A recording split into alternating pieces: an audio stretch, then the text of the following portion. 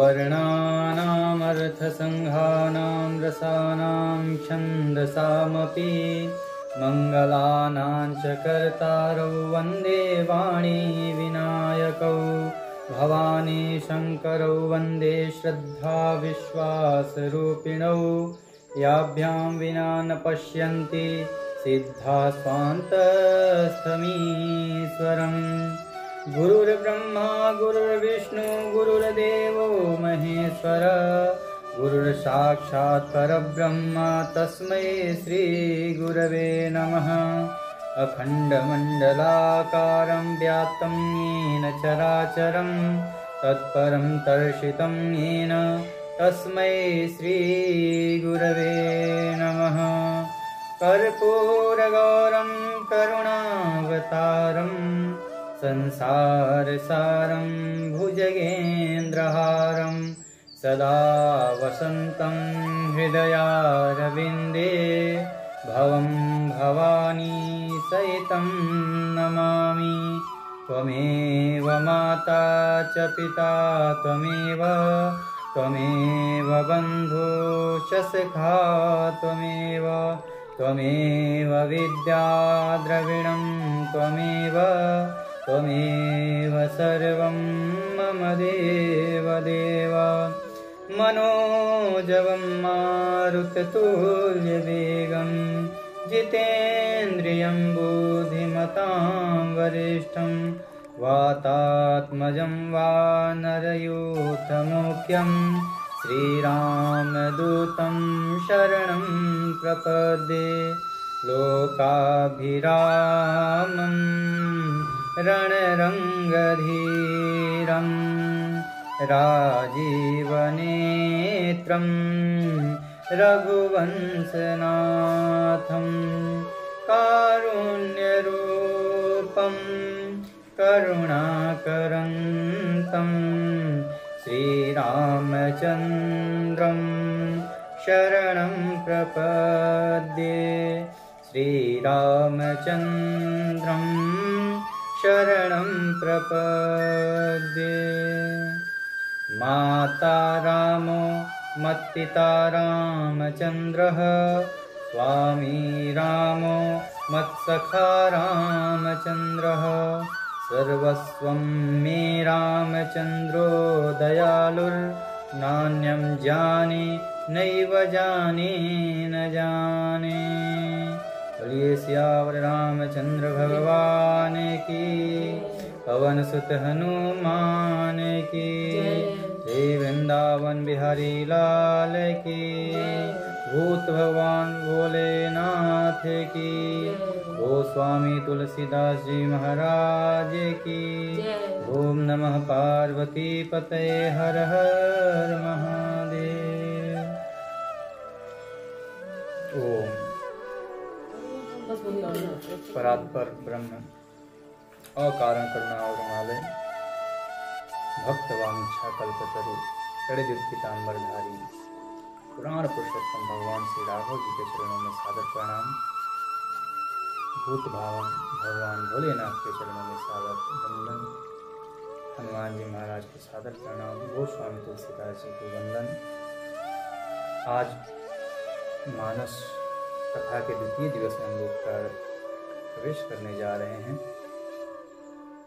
जो हमारा और आपका बहुत सौभाग्य हुआ कि हम लोगों को रामचरितमानस की कथा श्रवण करने का और कराने का सौभाग्य प्राप्त हुआ है। इस कथा के मुख्य यजमान जो हैं हसमुख भाई गुजरात से और कल्पना बेन, जिन्होंने इस कथा को श्रवण करने की इच्छा जाहिर किया और उनकी इच्छा के मुताबिक ये कथा हम सुना रहे हैं। कल प्रथम दिवस था, तो कल हम लोगों ने महात्म्य किया कि इस कथा का महात्म्य क्या है और इस कथा में क्या है।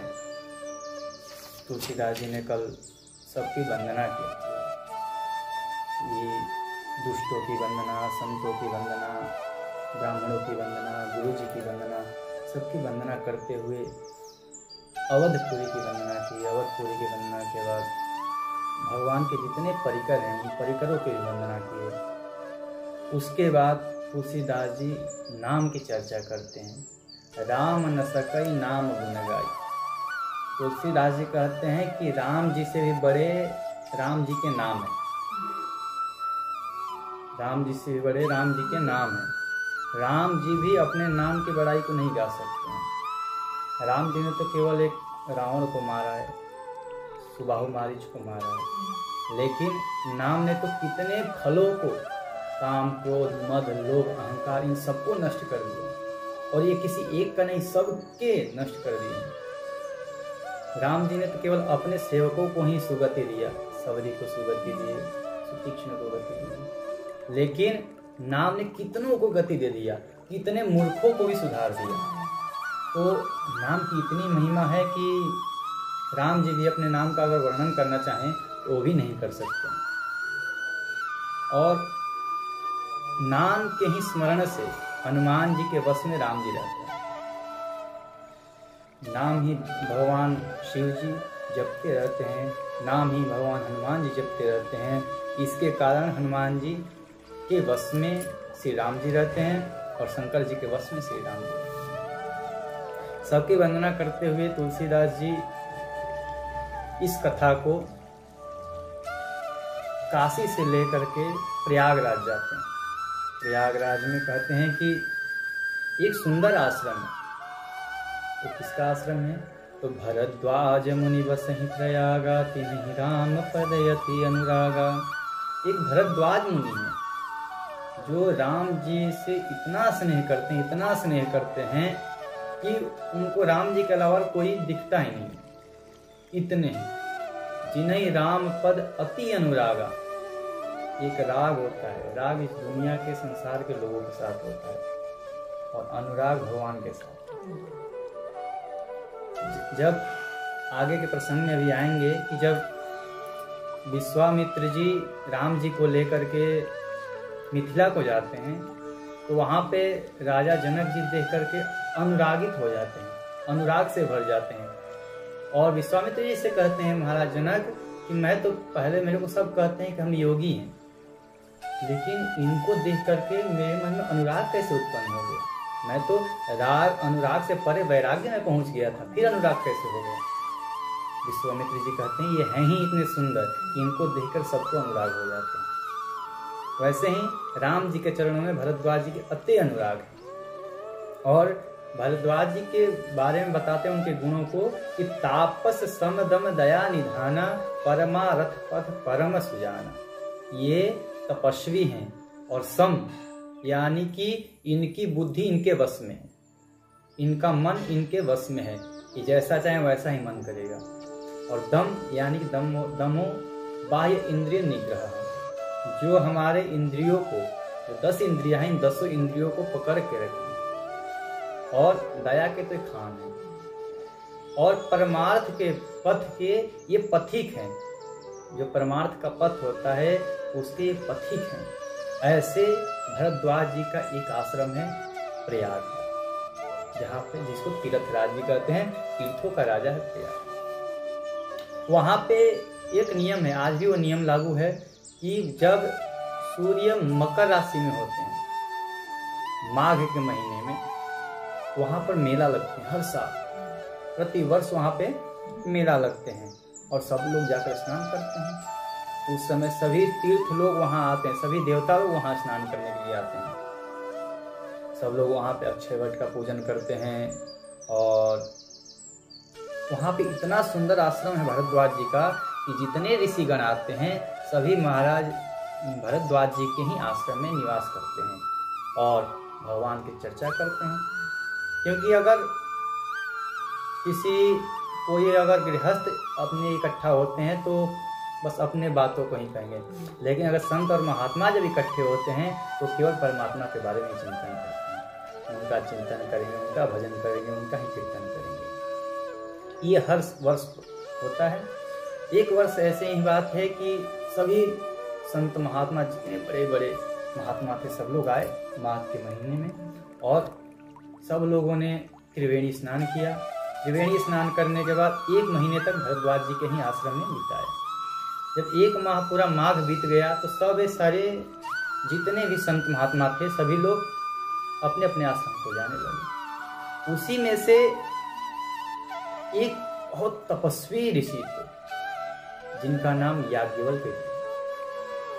तो जब याज्ञवल्क्य जी जाने लगे तब भरद्वाज जी को रहा नहीं गया और उनके चरणों को पकड़ करके रोक लिया। जाग बलिक मुनि परम विवेकी, भरद्वाज राखे पद टेकी। उनका पैर पकड़ के रोक दिया, कहे कि प्रभु आप मत जाइए, सबको जाने दीजिए लेकिन आप मत जाइए। क्योंकि इनके मन में एक संशय था भरद्वाज जी के, और कहते हैं कि अगर संशय हो तो हमेशा गुरु से पूछ लेना चाहिए। संशय वाले व्यक्ति को कभी भी भगवान प्राप्त नहीं हो सकते। और याज्ञवल्क्य जी को रोक कर भरद्वाज जी उनका पूजन किया, उनको आसन दिया और आसन में बैठा करके उन्होंने कहा कि हे प्रभु, ऐसे तो कहा जाता है कि अगर मन में संशय हो और गुरु से तुम छुपा रहे हो उस संशय को, तो फिर तुम्हारे पास निर्मल बुद्धि नहीं आ सकती। जो भी संशय है गुरु के पास जाइए तो उसका सीधा साफ साफ, ये नहीं कि उलझा कर, नहीं, बिल्कुल स्पष्ट वाणी में उसको व्यक्त कर दीजिए। भले ही आपका उसमें दोष हो तो गुरु निवारण करेंगे उसको। तो अगर गुरु से आप छुपाते हो तो कभी भी निर्मल मति नहीं पा सकते। हो ही न विमल विवेक और गुरु सन किए दूरा। अगर गुरु से छुपाते हो तो निर्मल मति कभी नहीं हो सकती। कहे भरद्वाज जी कहे कि हे प्रभु, मेरे मन में एक संशय है। बोले कि आपके मन में संशय? आप तो राम जी के परम भक्त हैं, आपके मन में संशय कैसे हो सकते हैं? उन्होंने कहा कि मेरे मन में ये संशय है कि राम कौन है। अब ये प्रश्न किया कि राम कौन है, और वो प्रश्न कर रहे हैं जो तीन ही राम पद अति अनुरागा। तुलसीदास जी कहा है कि जिनके मन हमेशा राम जी के चरणों में ही रहता है, वो पूछ रहे कि राम कौन है। तब याज्ञवल्क्य बोले कि आप पूछ रहे हैं कि राम कौन है? बोले हाँ प्रभु, मैं पूछ रहा हूँ कि राम कौन है, क्योंकि एक राम को तो मैं जानता हूँ जो कि दशरथ के पुत्र हैं, अयोध्या नरेश दशरथ के पुत्र हैं। क्या वो वही राम है जिनको शिव जी जपते हैं? वो दूसरे राम है। एक राम के बारे में मैं सुना हूँ कि रावण जब हर के ले गया तो क्रोध में आकर के रावण के पूरे कुल का नाश कर दिए और अपने पत्नी को लेकर आए। क्या वो राम है? कौन राम है ये? प्रभु सोई राम की अपर को जाहि जपत त्रिपुरारी, सत्य धाम सर्वज्ञ तुम्हां कहूँ विवेक विचारी। आप सर्वज्ञ हैं, सब जानने वाले हैं, और आप सत्य धाम है। देखिए यहाँ पे किसी से कुछ पूछना है तो पहले उसकी प्रशंसा किया जाता है। भरद्वाज जी भी यहाँ उनके सत्य क्या बोले? सत्य धाम। अगर आप बताएंगे, भरद्वाज जी कहते हैं आप बताएंगे तो आप सत्य बताएंगे। क्यों बताएंगे? क्योंकि आप सत्य के धाम हैं, आप सत्य ही बोलते हैं और सर्वज्ञ हैं, सब कुछ जानने वाले हैं। तो आप कभी झूठ नहीं बोलेंगे और आप कभी गलत नहीं बताएंगे। आप अपने विवेक से विचार करके बताइए कि कौन है राम। क्या वही राम है जो मैं जानता हूँ और जो मैं जानता हूँ कोई और राम है, और जिसको शिव जी जपते रहते हैं, निरंतर जपते रहते हैं, वो कोई और राम है? कौन राम है? जैसे मिटे मोर ब्रह्मभारी, कहूँ सो कथा नाथ विस्तारी। जिस प्रकार से मेरा भ्रम जो है ये नष्ट हो जाए, ऐसी कथा सुनाइए हमें। ये राम है कौन? मैं ये जानना चाहता हूँ कि राम है कौन, क्योंकि मेरे मन में बहुत बड़ा संशय है, और मैं अगर संशय से युक्त रहा तो ना मेरे से भजन हो पाएंगे ना कुछ कीर्तन। तब याज्ञवल्क्य जी मुस्कुरा दिए, है कि आप मेरे से ही चालाकी कर रहे हो। आप राम भक्त हो, राम भगत तुम मन क्रम वाणी चतुराई तुम्हारी मैं जानी। तुम मेरे से चतुराई कर रहे हो, मैं जानता हूँ तुम राम जी के भक्त हो। और क्यों पूछ रहे हो मैं बताऊं? तो बोले कि क्यों पूछ रहा हूँ बताइए। वो कह रहे हैं आप राम जी के गूढ़ चरित्रों को सुनना चाहते हो, इसीलिए आप पूछ रहे हो मेरे से। नहीं तो आप तो राम जी के बारे में पूर्ण ज्ञान रखते हो। राम जी के पद में जिनका अनुराग है वो पूर्ण ज्ञान रखता है। आप मेरे से चतुराई कर रहे हो। लेकिन कोई बात नहीं, ये जो राम कथा है ना, जो आप सुनने की इच्छा कर रहे हैं, ये ताली के समान है। किसके लिए ताली के समान है? जैसे कोई हमारे खेतों में या हमारे आंगन में कुछ हम फैलाते रहे, पहले के माता लोग ऐसे अनाज फैला देती धूप लगने के लिए, तो पंछी आके जब बैठते थे वहाँ पे तो उसको उड़ाने के लिए क्या करते? ताली बजाते थे। तो वैसे ही ये राम कथा जो है अगर मन में संशय रूपी पंछी बैठ गया है, उस संशय रूपी पंछी को उड़ाने के लिए करतारी के समान, हाथ के ताली के समान है। और महामोह रूपी जो महिषासुर बैठा हुआ है, मोह रूपी, ये मेरा, ये मेरा, ये मेरा, इसको नष्ट करने के लिए राम जी की कथा माँ कालिका के समान है। और नवरात्रि का पर्व चल ही रहा है, तो ये जो कालिका रूप है माता का, ये महामोह रूपी महिषासुर को नष्ट करने वाला है। और शशि किरण समान, राम कथा शशि किरण समान, ऐसा कहा गया है कि जैसे चंद्रमा का किरण है। चंद्रमा किरण क्या है? अगर चंद्रमा ना हो तो हम लोग जीवित नहीं रह सकते। ये जो आप औषधियाँ देख रहे हैं, औषधियाँ नहीं कि ये जो धान जो है, गेहूँ है, जितने अन्न उत्पन्न हो रहे हैं, वृक्ष लता, सब उस चंद्रमा के प्रकाश से। अगर चंद्रमा का प्रकाश ना हो, इसमें अमृत और मिठास नहीं आएगा, जो उनका स्वाद है वो स्वाद नहीं रहेगा। तो ये राम कथा उसी किरण के समान। और जो संत लोग हैं वो चकोर हैं। चकोर क्या करता है कि जब ऐसे चंद्रमा उगेंगे तो बस उन पर एक टक लगा कर देखते रहेगा। उसी प्रकार संत लोग हैं। ऐसे ही संशय कीन भवानी, कहते हैं याज्ञवल्क्य जी कि हे भरद्वाजी, जैसा आपने प्रश्न किया मेरे से, ऐसे ही मेरे से एक बार भवानी जी ने किया। किससे किया कहा था? शिव जी। और जैसा आपको संशय है, यानी कि यहाँ पे बताने चाह रहे हैं याज्ञवल्क्य जी कि आप जो किए हैं ये संशय, एक आप नाटक कर रहे हैं, क्योंकि आप जानते हैं राम जी के बारे में। उसी प्रकार से ये यहाँ पे बताना चाह रहे हैं कि जो भवानी जी ने किया था राम जी पर संदेह रूपी, वो उनको संदेह नहीं था, वो तो केवल एक बताना, जानना चाह रही थी राम के बारे में। तो उन्होंने भी ऐसे वो संशय की न भवानी महादेव तब कहा बखानी। जब संशय किया माता सती ने, तब भगवान शिव जी ने उनको बड़ी बातें समझाया। अब मैं वही कथा आपको बताऊंगा। देखिए, इसमें 4 वक्ता हैं, इस मानस में 4 वक्ता हैं और 4 श्रोता हैं। पहला वक्ता है हमारे गोस्वामी तुलसीदास जी, जो संतों को सुना रहे हैं और अपने मन को सुना रहे हैं।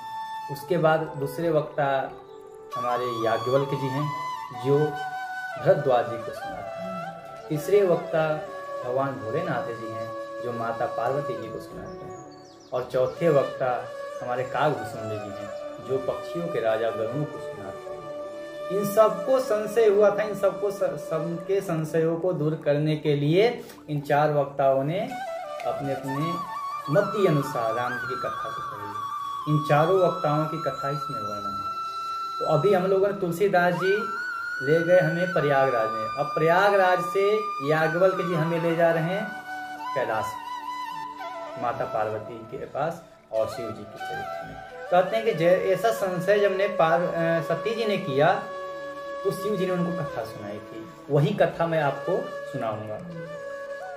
एक बार याज्ञवल्क्य जी कहते हैं कि एक बार त्रेता युग का समय, उस समय भगवान शिव जी सती जी के साथ पृथ्वी लोक पर आए और भ्रमण करते हुए अगस्त्य ऋषि के आश्रम को पहुंचे। जब अगस्त्य जी ने देखा कि जगत के माता पिता हैं, ये भवानी जी और शिव जी तो जगत के माता पिता हैं, तो ये जगत के माता पिता जब आए हैं, संग सती जग जननी भवानी पूजे ऋषि अखिलेश्वर जानी, अखिल ब्रह्मांड के स्वामी जान करके कुंभज ऋषि यानी कि अगस्त्य ऋषि ने इनका पूजन किया। और पूजन करने के बाद शिव जी ने कहा कि हे मुनिवर, आप हमें राम कथा सुनाइए। ये कौन पूछ रहा है? शिव जी पूछ रहे हैं कि जो कि ज्ञानों के खान, जिनसे ज्ञान उत्पन्न होते हैं, वो पूछ रहे हैं किससे? कुंभज ऋषि से। इतनी बड़ाई है हमारे भोलेनाथ की। जो बड़े लोग होते हैं ना, वो कभी भी छोटों को छोटे होने का अनुभव नहीं कराते, वो हमेशा उनको बढ़ावा ही देते रहते हैं। इसी प्रकार से जब भाई कुंभज ऋषि से, अगस्त्य ऋषि से शिव जी ने पूछा, तब कुंभज ऋषि ने उनको राम कथा सुनाई। कुछ दिन तक शिव जी और सती जी वहीं पर है और इतने दिनों में खूब राम जी की कथा पे चर्चा हुई, शिव जी श्रवण करते गए, लेकिन शिव जी ने तो सुना लेकिन माता सती नहीं सुनी। उनको थोड़ा सा अभिमान हो गया, माता सती को अभिमान हो गया कि हम तो जगत के माता पिता हैं, और जगत के माता पिता होने के कारण आज जिससे शिव जी कथा श्रवण कर रहे हैं वो ऋषि हम लोग आए तो हम लोग के पूजन किए। वक्ता कभी श्रोता का पूजन नहीं करता है, श्रोता वक्ता का पूजन करते हैं, लेकिन ये पहले वक्ता है जो श्रोता का भी पूजन किए। तो उनको थोड़ा सा अभिमान हो गया माता जी को, माता जी के मन में अभिमान का बीज अंकुरित हो गया, और वो अभिमान होने के कारण उनका उन कथा में मन नहीं लगा, और जब मन नहीं लगा तो बस संशय बढ़ते गए, उसी समय से संशय बढ़ते गए। इसी प्रकार से कुछ दिनों तक शिव जी वहीं कुंभज ऋषि अगस्त ऋषि के आश्रम में रहे, और जब कथा समाप्ति की ओर थी तब कुंभज ऋषि अगस्त ऋषि ने शिव जी से राम जी के भक्ति रूपी वरदान मांगा कि आप हमें राम जी की भक्ति दीजिए। और भक्ति देने के बाद शिव जी और माता सती के साथ वहाँ से अपने कैलाश की ओर चल दिए। जाते ही उसी समय याज्ञवल्क्य जी कहते हैं कि उसी समय यही अवसर भंजन महिभारा हरि रघुवंश लीन अवतारा। उसी समय इस पृथ्वी के भार को समाप्त करने के लिए, नष्ट करने के लिए भगवान हरि ने रघुवंश में अवतार लिया था, रामा अवतार लिया था। और पिता वचन तज राज उदासी दंडक वन विचरत अविनाशी। उस समय पिताजी के वचन को पूरा करने के लिए और माता के मन को रखने के लिए राम जी अपने सारे राजपाट को त्याग करके पत्नी और भाई के साथ वन में आए थे। उसी समय की बात है कि रावण मारीच को साथ में लेकर के छल पूर्वक मृग बना करके मारीच को और सीता जी का हरण कर लिया था। सीता जी का हरण के बाद राम जी बिलखते हुए, आंखों में आंसू भरे हुए हैं, और राम जी वन वन में सीता सीते सीते सीते करके यह दशा देख करके शिव जी जब जा रहे थे आकाश मार्ग में, देखे कि नीचे राम जी हैं। अब ये सोच रहे हैं कि सती के मन में तो संशय है, क्योंकि ये राम कथा सुनी नहीं है। जो ये क्या बोले आगे कि महामोह महिषेष विशाला, ये संशय और मोह को नष्ट करने वाला। तो जब कथा सुनेंगे नहीं तो संशय नष्ट ही नहीं होंगे, तो इसलिए कहा कि ये कथा तो सुनी नहीं है, इनके मन में संशय हो जाएगा। अब जो राम जी हैं वो शिव जी के इष्ट देव, राम जी शिव जी के इष्ट देव हैं। बाल रूप में जो राम जी का रूप था वहीं शिव जी हमेशा अपने हृदय में रखते हैं। और जब देखें कि अपने स्वामी हैं, अब जो कोई अपना किसी अनजान शहर में, जैसे हम कहीं विदेश गए और कोई अपना जान पहचान का सामने दिखे तो हम जरूर उनसे मिलेंगे और बहुत प्रसन्नता होगी, ये तो इनके इष्ट देव हैं, भगवान है साक्षात। तब उन्होंने कहा कि अब कैसे मिले हम, अगर मिलेंगे तो सब जान जाएंगे, लेकिन अब ना मिले तो मन में ऐसे उलझन लगे रहेंगे। जब इन्होंने देखा कि अब मिलना ही पड़ेगा, लेकिन अगर मैं मिलता हूँ तो रावण को पता चल जाएगा, और रावण को जब पता चलेगा तो सीधा ब्रह्मा जी के पास पहुंचेगा। हे ब्रह्मा, अब मैं मरूंगा नहीं। क्यों नहीं मरूंगा? क्योंकि अब मैं जान गया हूँ कि राम भगवान है। अब भगवान है तो मैंने वरदान लिया था कि मैं भगवानों के हाथ से नहीं मरूंगा, किसी देवता के हाथ से नहीं मरूंगा। तो इसलिए रावण को भी पता चल जाएगा कि रावण गुप्तचर तो फैलाया ही होगा अपना। लेकिन अगर जब मैं नहीं मिलता हूँ तो ये पछतावा रह जाएगा कि मैंने प्रभु को देख करके नहीं मिला। लेकिन उसी समय राम जी शिव जी को देख करके मुस्कुरा दिए। जब शिव जी को देख करके मुस्कुरा दिए तो उधर शिव जी भी हर्षित मन से उनको प्रणाम किए और जगदीश कह करके उनको प्रणाम किया, सच्चिदानंद घन कह करके उनको प्रणाम किया। जब सच्चिदानंद, जय सच्चिदानंद जग पावन, अस कह चले मनोजन सावन, जय हो सच्चिदानंद तुम्हारी जय हो, ऐसा कह करके शिव जी वहां से चल दिए। जब सती जी ने देखा कि ये दो राजकुमारों को हमारे स्वामी जो जगत गुरु हैं, शंकर जगत वंदे जगदीशा, जगत के ईश हैं, जगत वंदन करता है इनका, और ये दो राजकुमारों को वो भी सच्चिदानंद यानी परमात्मा कह करके उनको प्रणाम कर रहे हैं, ये मन में संशय है। ये संशय को सती जी ने शिव जी से बताया नहीं, लेकिन शिव जी तो सब जानने वाले हैं, सर्वज्ञ हैं, फिर वो जान गए और उनको बताया कि हे देवी संशय मत करो, ये कोई मनुष्य और ये कोई राजकुमार नहीं है, ये वही हैं जिनकी कथा अभी हम लोग कुंभज ऋषि से सुनकर आ रहे हैं और जिसकी भक्ति का वरदान मैंने उनको अगस्त ऋषि को दिया है। तो आपको संशय मत करिए इसमें। और ये मेरे इष्ट देवता हैं जिसको मैं हमेशा अपने हृदय में बसाए रखता हूँ और जिनको मुनि लोग और विद्वान विवेकी पुरुष हमेशा सेवन करते हैं। उसके बाद कहते हैं, शिव जी कहते हैं कभी भी लगता है सती के मन में विश्वास नहीं है कि ये राम प्रभु हैं, परमात्मा हैं। तब उन्होंने कहा कि अगर मेरे बात पर विश्वास नहीं हो रहा है आपको, तो आप जाकर के परीक्षा ले सकते हैं। जो तुम्हारे मन अति संदेह हो तो कि न जाई परीक्षा ले। अगर आपके मन में इतना ही संदेह है तो जाकर के परीक्षा ले लीजिए। परीक्षा लेने से तो सब कुछ साफ हो जाता है, प्रत्यक्ष हो जाता है कि भाई क्या सही है क्या गलत है। अगर आपके मन में इतना ही संशय है, जाइए परीक्षा ले लीजिए। और आप जब तक परीक्षा लेने जाएंगे तब तक मैं इसी वट वृक्ष के नीचे बैठा हूँ, आप जाकर परीक्षा लेके आइए, फिर हम लोग साथ में ही चलेंगे। और कहा कि जैसे भी आपका भ्रम नष्ट हो, जिस प्रकार से भी आपका संशय नष्ट हो, आप जाकर के परीक्षा लीजिए। और लेकिन परीक्षा लेना पर बुद्धि विवेक के अनुसार लेना, विवेक लगाकर ही परीक्षा लेना, ये नहीं कि ऐसे ही लेना, क्योंकि परमात्मा है, सब कुछ जान लेते हैं। और उनके आज्ञा के अनुसार सती जी वहाँ से चल दी। और सती जी के जाने के बाद शिव जी ने ये समझ लिया कि अब सती का कल्याण नहीं हो सकता, क्योंकि जो परमात्मा पर संशय कर ले उसका कल्याण कैसे हो सकता है। शिव जी कहते हैं अब दक्ष सुता कहूँ नहीं कल्याणा, अब इस दक्ष पुत्री सती का कल्याण नहीं है, क्योंकि इसने परमात्मा पर शक कर लिया। इन्होंने जब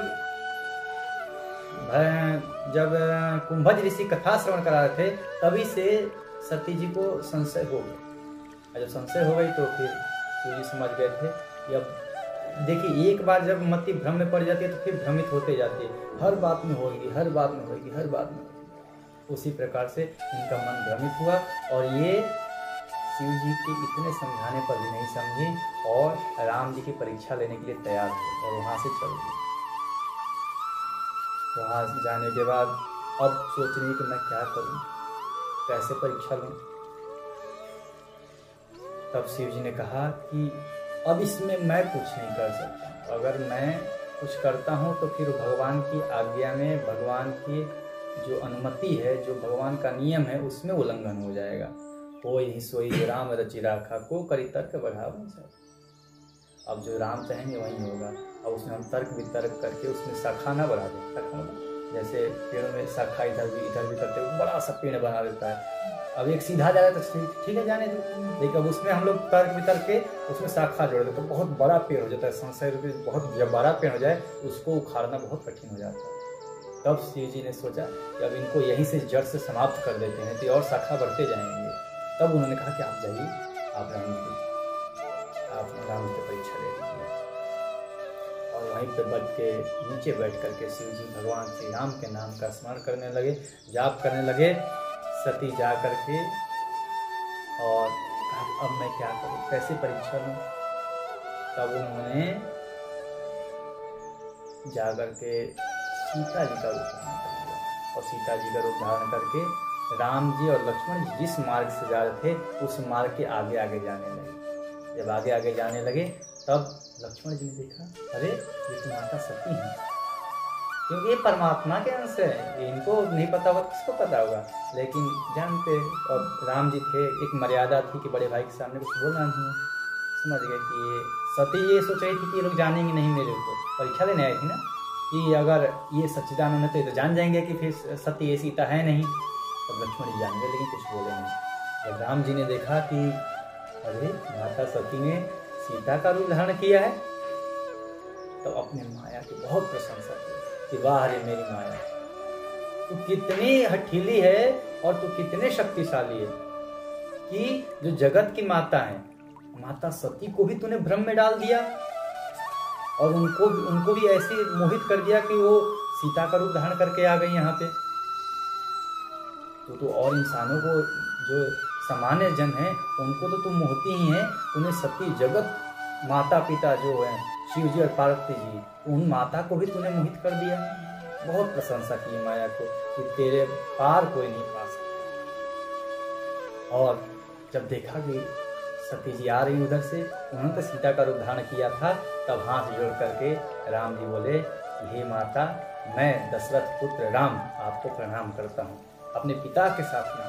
देखिए, पहले किसी को प्रणाम किया जाता था तो उसमें एक नियम होते थे, पूरा अपना परिचय देना होता था।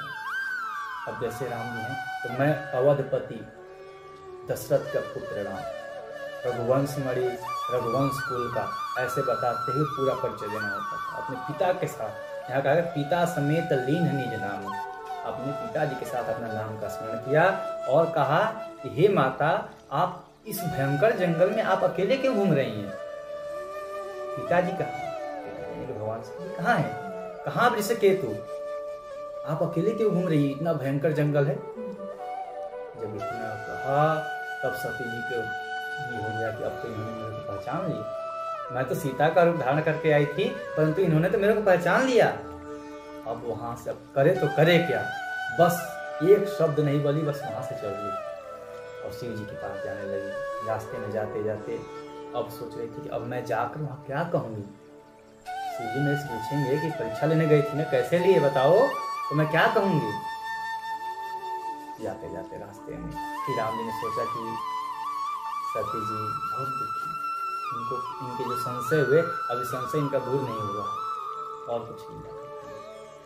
सती जी रास्ते में जाते जाते एक बार पीछे पलट के देखी तो राम जी, सीता जी और लक्ष्मण साथ साथ है।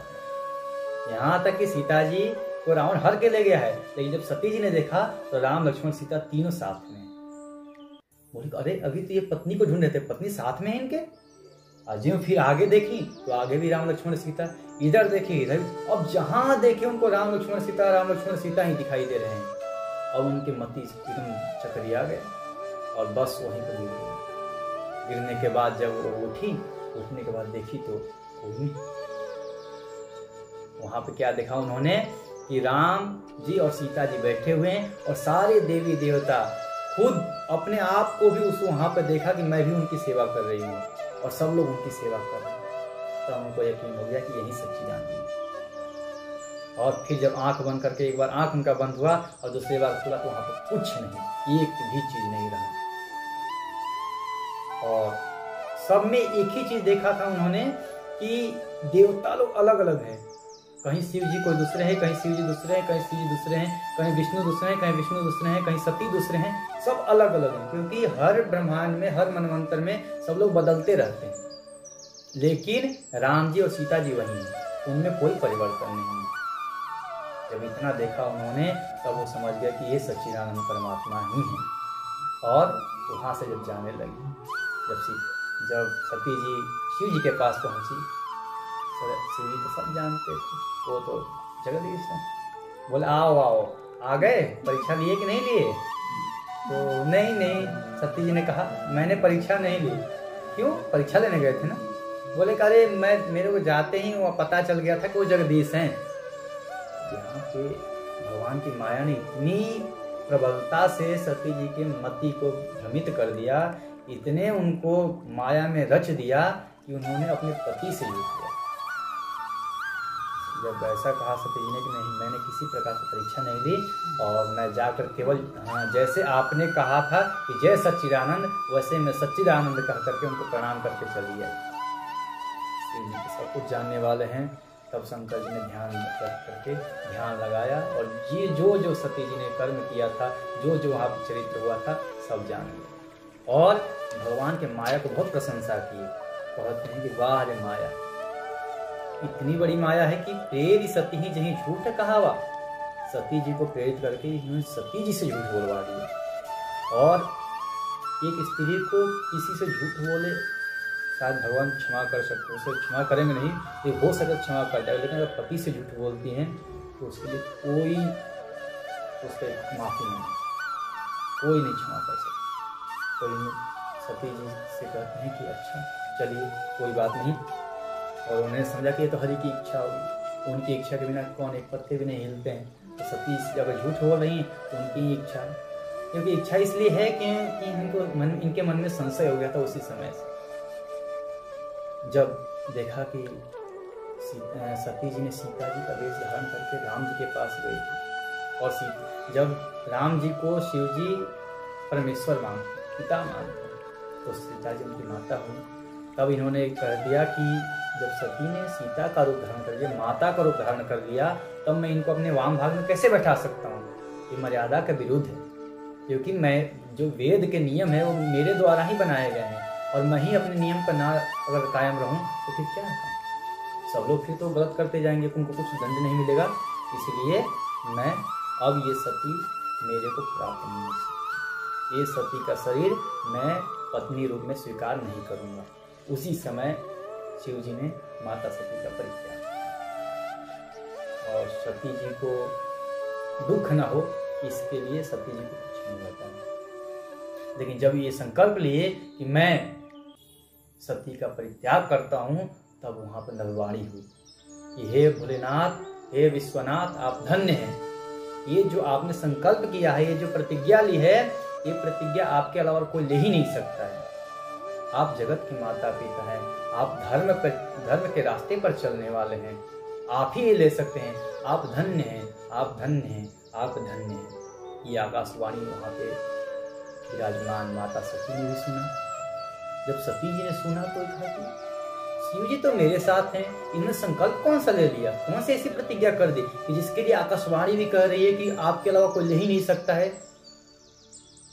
तब शिव जी से पूछी कि आपने प्रभु कौन से संकल्प लिए, कौन से प्रतिज्ञा किए? तब शिव जी ने कहा मैंने कोई प्रतिज्ञा नहीं, ऐसे ही।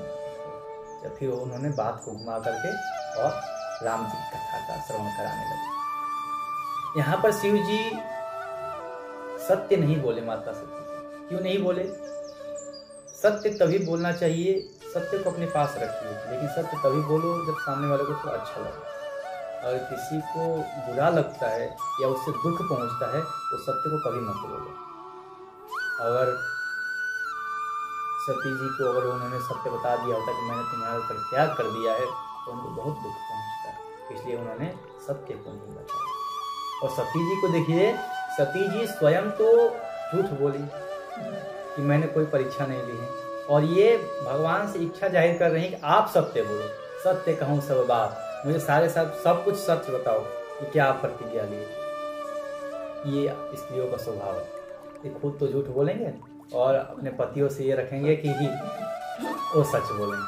तो शिव जी ने कहा कि अगर सती को मैं बताता हूँ, सती को दुख होगा, इसलिए सत्य नहीं। ऐसा करने के बाद भगवान का नाम कर कीर्तन करते हुए, भगवान के कथाओं को गाते हुए शिव जी कैलाश पर पहुँचे। कैलाश पर पहुँचते ही बट के वृक्ष के नीचे अपना भागमंडल बिछाए और उस पर बैठ करके सहज ही भगवान राम का ध्यान किए। भगवान राम का ध्यान करते ही उनकी समाधि लगी, और समाधि लगी 84,000 वर्ष की लंबी समय। उस समय सती जी का दिन ऐसे बीत रहे हैं, एक एक दिन कई कल्पों के समान बीत रहे हैं, कई कल्प के समान बीत रहे हैं, क्योंकि पति नाराज है। सती जी ने सब समझ लिया कि इन्होंने मेरा परित्याग कर दिया। तो माता सती ये समझ गई, तब उनके लिए बस एक ही था कि मैं इस शरीर को त्याग कैसे करूं। कि अब ये शरीर तो शिव जी क्योंकि जगत माता है ना, सब समझ जाती हैं, तो बोले कि इस शरीर को मैं त्याग कैसे करूं, क्योंकि अब शिव जी को तो ये स्वीकार नहीं है शरीर। अब वहीं सबसे प्रार्थना करें, किसी तरह कोई भी ऐसा विपदा आ जाए, कोई भी ऐसा कष्ट आ जाए जिससे मेरा शरीर समाप्त हो जाए। ऐसा करते करते करते करते 84,000 वर्ष बीत गए। बीते संवत्सर से 87,000 वर्ष बीते। तब शिव जी ने भगवान राम का स्मरण करते हुए अपना नेत्र खोला। जब देखे, सती जी ने देखा कि शिव जी का ध्यान समाप्त हो गया, उनकी समाधि टूट गई है, तब जाकर के शिव जी को प्रणाम किया। शिव जी को प्रणाम करने के बाद शिव जी ने, क्योंकि शिव जी ने सती जी का त्याग कर दिया था, तो अपने वाम भाग में आसन न दे करके सन्मुख आसन दिए। जाय संग पद बंधन कीना, सन्मुख शंकर आसन लीना। अपने सामने के आसन दिए, अपने बाएं भाग में उनको नहीं बैठा, क्योंकि बाएं भाग में बैठा लेते हैं, बाएं भाग में पत्नी का अधिकार होता है, और उन्होंने माता का रूप धारण कर लिया था। माता तो हमेशा जरूरतमंद होती है, भले ही पत्नी हो, लेकिन अगर माता का रूप धारण कर ले तो सती जैसे माता का भी परित्याग कर सकती है। ऐसा शिव जी ने उपदेश दिया है। और सन्मुख बैठा करके राम जी के कथाओं का श्रवण कराएं। देखिए, अगर मैं आपको पहले ही बताया कि अगर संत और महात्मा ये लोग जब सज्जन पुरुष से एकत्रित होंगे तो भगवान के भजन कीर्तन ही चलेंगे, और संसारिक लोग जब एकत्रित होंगे तो घर में क्या चल रहा है, दाल क्या चीज़ का बनेगा, सब्जी क्या चीज़ का बनेगा, यही काम चलेंगे। यही तो है ना, अपना बिजनेस में क्या हो रहे हैं, तुम क्या कर रहे हो, हम क्या कर रहे हैं, किससे लड़ाई हुई, किससे क्या हुई, किससे पैसे लेने हैं, किससे देने हैं, कैसे पैसे कमाए, यही सब होंगे। लेकिन अगर दो संत मिलेंगे या फिर और भी संत मिलेंगे तो बस क्या करेंगे, अच्छा राम जी ऐसे ऐसे। देखिए, भरद्वाज जी पूरा ज्ञान था भरद्वाज जी को, लेकिन फिर भी उन्होंने याज्ञवल्क्य जी को रोककर पूछा, क्यों? क्योंकि वो संत है, वो जानना चाहते हैं, गूढ़ से गूढ़ रहस्यों को जानना चाहते हैं। जैसे एक विद्यार्थी होता है, विद्यार्थी वही उत्तम है जो गुरु से गूढ़ रहस्यों को जान सके। जाए ये कैसे हुआ गुरु जी, ये विद्या को कैसे सीखा जाए, ये विद्या कैसे किया जाए, ये सब वो सीखने का इच्छा जाहिर करता है। वही विद्यार्थी निपुण है और सही है। तो उसी प्रकार से जब सती जी सामने सन्मुख बैठी तो शिव जी उनको उपदेश करने लगे, तो राम कथा सुना। उसी समय की बात है कि उनके सती जी के पिता दक्ष को ब्रह्मा जी ने प्रजापति बनाया। प्रजापति बनाने के बाद प्रजापति के नायक को, अब प्रजापति बहुत सारे होते हैं, पहले तो प्रजापति बनाया उनको, प्रजापति के बाद सारे प्रजापतियों का मंत्री बना दिया, नायक बना दिया प्रजापति, प्रजापतियों के स्वामी। अब प्रजापतियों को जब उनको नायक बना दिया तो उनके अंदर थोड़ा सा अभिमान आ गया। तो जब उनको अभिमान आया तो उन्होंने कहा कि एक बार जब शिव जी गए थे उनके सभा में, तो शिव जी का उन्होंने अपमान कर दिया। तो ये मरकट से, ये बंदर जैसे आंख वाला शिव मेरा अपमान करता है। और उसमें बहुत सारे विवाद हुए थे, कुछ उन लोगों ने श्राप दिया, कुछ शिव जी के गणों ने श्राप दिया, कुछ दक्ष ने श्राप दिया। इसी प्रकार उनका दोनों का वार्ता हुए थे। तो शिव जी जब सती जी को कथा श्रवण करा रहे थे तो उनके सर के ऊपर से ही, कैलाश के ऊपर से ही खूब सारे विमान, सजे धजे विमान जा रहे हैं, खूब जा रहे हैं, और देवताओं की पत्नियां खूब गीत गा रही हैं, खूब गीत गा रही हैं। देखिए, अगर किसी को पता चल जाए ना, पड़ोसियों को, कि आप में और पड़ोसियों में लड़ाई चल रही है, या आपके मायके में या इत्यादि किसी रिश्तेदारी से लड़ाई चल रही है, तो जलाने का खूब कोशिश करती है और उनसे रिलेशन होता है। अब इनको पता था सारे देवताओं को कि शंकर जी का दक्ष ने अपमान कर दिया है और शिव जी को निमंत्रण नहीं भेजा है। तो यह देखिए, अब देवताओं को भी तो देखिए, देवता लोग और जला रहे हैं शिव जी को। अब इनको और रास्ते से चलना चाहिए, कैलाश के ऊपर से ही क्यों जा रही है? अब मैं खूब जहाज लेकर के कैलाश के ऊपर से उड़ा रहे हैं, खूब उड़ा रहे हैं। सती जी ने देखा कि इतने सारे देवता लोग जा कहाँ रहे हैं। तब शिव जी से पूछा ये कहाँ जा रहे हैं लोग? सब लोग इतने सुंदर सुंदर एकदम सज धज के, एकदम माँ सोलह श्रृंगार करके एकदम जा रहे हैं सब, और स्त्रियों का तो और स्वभाव है जलाने का, तो और गीत गा रही हैं, जोर जोर से गीत गा रही हैं वहाँ पे। तब सती जी ने देखा ये कहाँ जा रहे हैं। तब शिव जी ने समझाया आपके पिता यज्ञ कर रहे हैं, यही अपने हरिद्वार पंखल, आपके पिता यज्ञ कर रहे हैं और उसी में सब लोग जा रहे हैं। तो बोले कि मेरे पिता यज्ञ कर रहे हैं तो हम लोग क्यों नहीं जा रहे हैं? मेरे पिता और मैं ही नहीं जा रहे हैं, और देखो सब लोग मेरे चिना चिना के बाद गाने गाते हुए जा रहे हैं, सब ढोल मजीरा सब बजाते हुए। उन्होंने कहा कि उन्होंने हमें निमंत्रण नहीं भेजा है, तो इसलिए हम लोग नहीं जा रहे हैं, और जहाँ निमंत्रण ना आए वहाँ पे कभी नहीं जाना चाहिए। और उनको कहा कि अगर आपको जाना है, तो उन्होंने कहा कि फिर भी पिताजी हैं, पिताजी के यहाँ, गुरु जी के यहाँ, मित्र के यहाँ, इन लोगों के यहाँ तो बिना बुलाए ही जाना चाहिए। और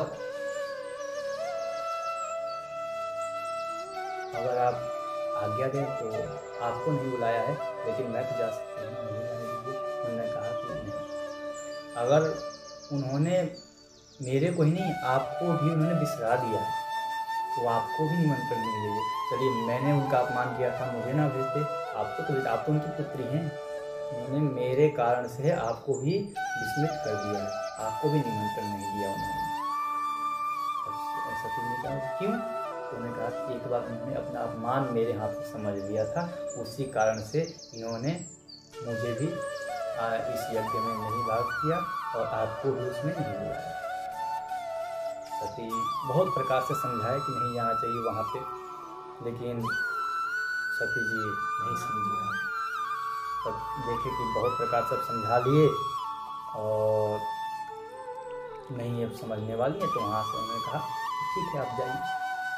सती जी को भेज दिया, सती जी के साथ 2 गणों को लगा दिया, आप लोग भी सती जी के साथ जाइए। सती जी जब वहाँ पहुँची तो देखी सब अपने कार्य में लगे हुए हैं, सब लोग दक्ष के डर के कारण कोई भी सती से मिला नहीं। और भगिनी यानी कि जो बहनें थी, सती जी की बहनें थी, वो खूब मुस्कुराते हुए, देखिए मुस्कुराना अच्छी बात है, लेकिन जब खूब मुस्कुराया जाए ना वो थोड़ा व्यंग हो जाता है, किसी को कहना ये मुस्कुराते हैं ना थोड़ा सा। अब उनको क्या मुस्कुराने का कारण था, वो कहते थे कि इसको बुलाया नहीं गया फिर भी आई है, मुझे तो बुलाया गया है, देखो मैं आई हूँ। तो जाकर मिली उन लोगों से, हाँ तुम आ गई, बहुत अच्छा की। क्यों भाई, तुम्हें तो निमंत्रण नहीं भेजा गया था ना? बताते बताते भी व्यंग मार रही, तुम्हें तो निमंत्रण नहीं भेजा गया था, देखो तुमने तो आकर अच्छा किया, अगर मेरे को निमंत्रण नहीं मिला होता तो मैं तो आती ही नहीं। अब बस वो व्यंग सुनती गई सती, कुछ नहीं माना। सब तो किसी में कोई मिला नहीं उनको, लेकिन एक माता का हृदय होता है जो कभी नहीं माना। उन्होंने दक्ष के डर को सब छोड़ छाड़ करके सती जी को ले जाकर गले में लगाया। सती जी को जब गले लगाया तब सती जी ने पूछा कि हे माता, यज्ञ हो रहा है यहाँ पे, तो क्या मैं इस यज्ञ कुंड का परिक्रमा कर सकती हूँ? बोले कहाँ जाओ। दक्ष ने सती जी के कुशल भी नहीं पूछा कैसी है बेटी। और जब सती जी वहाँ गई, देखी कि यहाँ पर तो सबका भाग दिया गया, सारे देवताओं यज्ञ में सबका भाग होता है, हम लोग भी जब यहाँ पूजन करें तो सबका भाग दिए हैं, हम अमुक कार्य सिद्ध कर दिए। उन्होंने कहा कि सबका भाग यहाँ पे है, ब्रह्मा जी का, विष्णु जी का, इंद्र का, सारे देवताओं का भाग है, लेकिन शिव जी का कहीं भाग नहीं दिख रहा है मेरे को। अपमान किया वो अलग बात है, लेकिन पूजन में शिव जी का भाग क्यों नहीं दिए? तो वो दुख भूल करके यहाँ पति का अपमान हुआ, ये दुख बहुत उनके हृदय को पीड़ित किया। बोलते हैं ना कि अगर छोटे दुख हो पहले से और बड़े दुख आ जाते हैं तो छोटे दुख अपने आप भूल जाते हैं। जैसे अभी भरत चरित्र में आएगा कि महाराज दशरथ की मृत्यु के बारे में भरत जी सुनते हैं। जब माता कैकेयी जी बताती हैं कि पिताजी का स्वर्गवास हो गया है तो ये दुख था ही, लेकिन जब इन्होंने भरत जी ने ये सुना कि राम जी का वनवास हो गया है तो उनके लिए पिता के मृत्यु से भी बड़ी दुख ये बात कि राम जी का वनवास हो गया, तो पिताजी के मृत्यु को भूल करके वो राम जी के वनवास में गया। तो छोटे जब दुख रहते हैं और बड़े दुख जब आ जाते हैं तो अपने आप ही छोटे दुख समाप्त हो जाते हैं। इसी प्रकार से शिव जी ने तो परित्याग किया था इनको, ये दुख तो पहले से ही सती जी में था। उसके बाद पिता ने आने पर उनका कोई स्वागत सत्कार नहीं किया, इसका भी दुख था। उससे बड़ा दुख हो गया कि पति का अधिकार नहीं प्राप्त किया।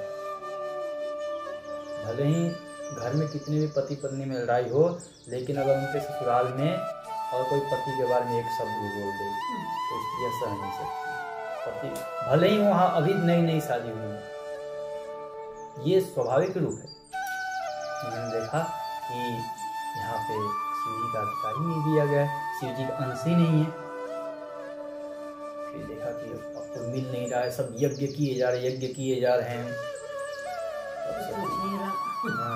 सती जी को क्रोध आया और कहा कि सब लोगों ने शिव जी का अपमान किया है।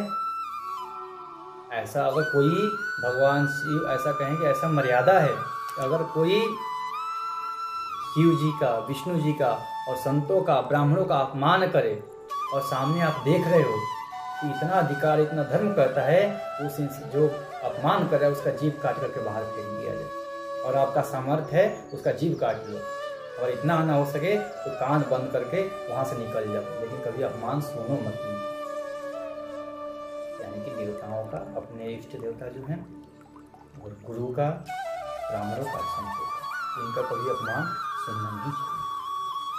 और यहाँ पे सब लोग हैं, इतने बड़े बड़े विद्वान लोग हैं, लेकिन फिर भी किसी ने मेरे इस पिता को समझाया नहीं, ये मेरे दुर्बुद्धि पिता को, और इसने शिव जी का अपमान किया है। ये मुझे तो अब इस शरीर से भी घृणा होने लगी है। क्यों होने लगी है? क्योंकि मैं इसकी पुत्री हूँ, इसने मुझे उत्पन्न किया है, इसलिए इसमें शरीर से भी घृणा होने लगी है। ऐसा कह करके माता सती ने योग अग्नि को प्रकट किया, और योग अग्नि में ही अपने शरीर का त्याग, शरीर त्याग करते ही, जब शरीर त्याग कर रही थी माता सती, उस समय राम जी से एक ही वरदान मांगा था कि जब भी मैं जन्म पाऊं तो मैं शिव जी को ही पति रूप में सीखूं। और इस प्रकार से वहाँ पे जब ये समाचार शिव जी के पास पहुँची, तो शिव जी ने अपनी जटा से एक जटा उखाड़ी और फेंका। यह वीरभद्र में वीरभद्र जी प्रकट हुए और जाकर के दक्ष का गर्दन काट करके फेंक के भस्म कर दिए, और सारे यज्ञ भी ध्वंस कर दिए। फिर आगे चलते हुए यज्ञ पूर्ण भी होते हैं, और महाराज दक्ष को बकरे का सिर लगाया जाता है। फिर यज्ञ पूर्ण किया जाता है, क्योंकि यजमान के बिना पूजन पूर्ण नहीं हो पाएंगे, तो उनके जीवित करने के लिए बकरे का सिर लगाया जाता है। और बोलते हैं कि जो मैं करता है वो बकरा ही हो जाता है। तो बकरे के जैसा दक्ष करा था ना, मैं हूँ, तो ले बकरे बनना, बकरा बनना। उसी प्रकार से शिव जी ने, याज्ञवल्क्य जी ने भरद्वाज जी को एक कथा सुनाई। वहीं सती जी अगले जन्म में राजा हिमाचल के घर में जन्म ली, और हिमाचल के घर में जब जन्म ली तो उनका नाम पार्वती है। तो उनको उमा भी कहा जाता है, भवानी भी कहा जाता है, बहुत सारे नाम हैं। तो जब उनका जन्म हुआ हिमाचल के घर में, हिमाचल ऐसे ही हिमालय देख ही रहे कैसे एकदम और हरा भरा हो गया वहाँ पे। और हरा भरा होने के कारण जो संत लोग हैं हिमाचल और जगह दे दिए, आओ संतों बस वहीं पे। सारे धन का खान वहाँ पे भर गया, खजाना पहाड़ों से ही तो मिलते हैं, सारे खजाना जहाँ खोदो वहीं से खजाना मिल रहा है। हाँ, तो उन्होंने देखा कि अब सती जी, पार्वती जी बड़ी होने लगी, धीरे ऐसे ही बड़ी हो रही है, घर में खुशहाली बन रही है हिमालय में। तब एक बार नारद जी आ गए। सती जी की आयु छोटी ही थी तब। देखिए, कोई भी अगर संत महात्मा आता है ना, तो घर के माता पिताओं का एक ही लगे रहता है, इनको हाथ दिखाते हैं, बच्चों का हाथ दिखाते हैं, कैसा इसका भाग्य है, ये जानने की इच्छा। नारद जी आए हिमालय के घर पे। जब देखे राजा हिमालय ने देखा कि हमारे घर में ऋषि आए हैं, तब उन्होंने उनका पूरा पूजन सत्कार किया। सत्कार करने के बाद पैर धुला, उनका पैर धुलवा करके उस चरणामृत को सारे अपने घरों में सिंचन करवाया, और उसका खुद पान किया। और पूजन करने के बाद उनका बहुत धन्यवाद किया कि आप आए हमारे घर, हमारा तो भाग्य है।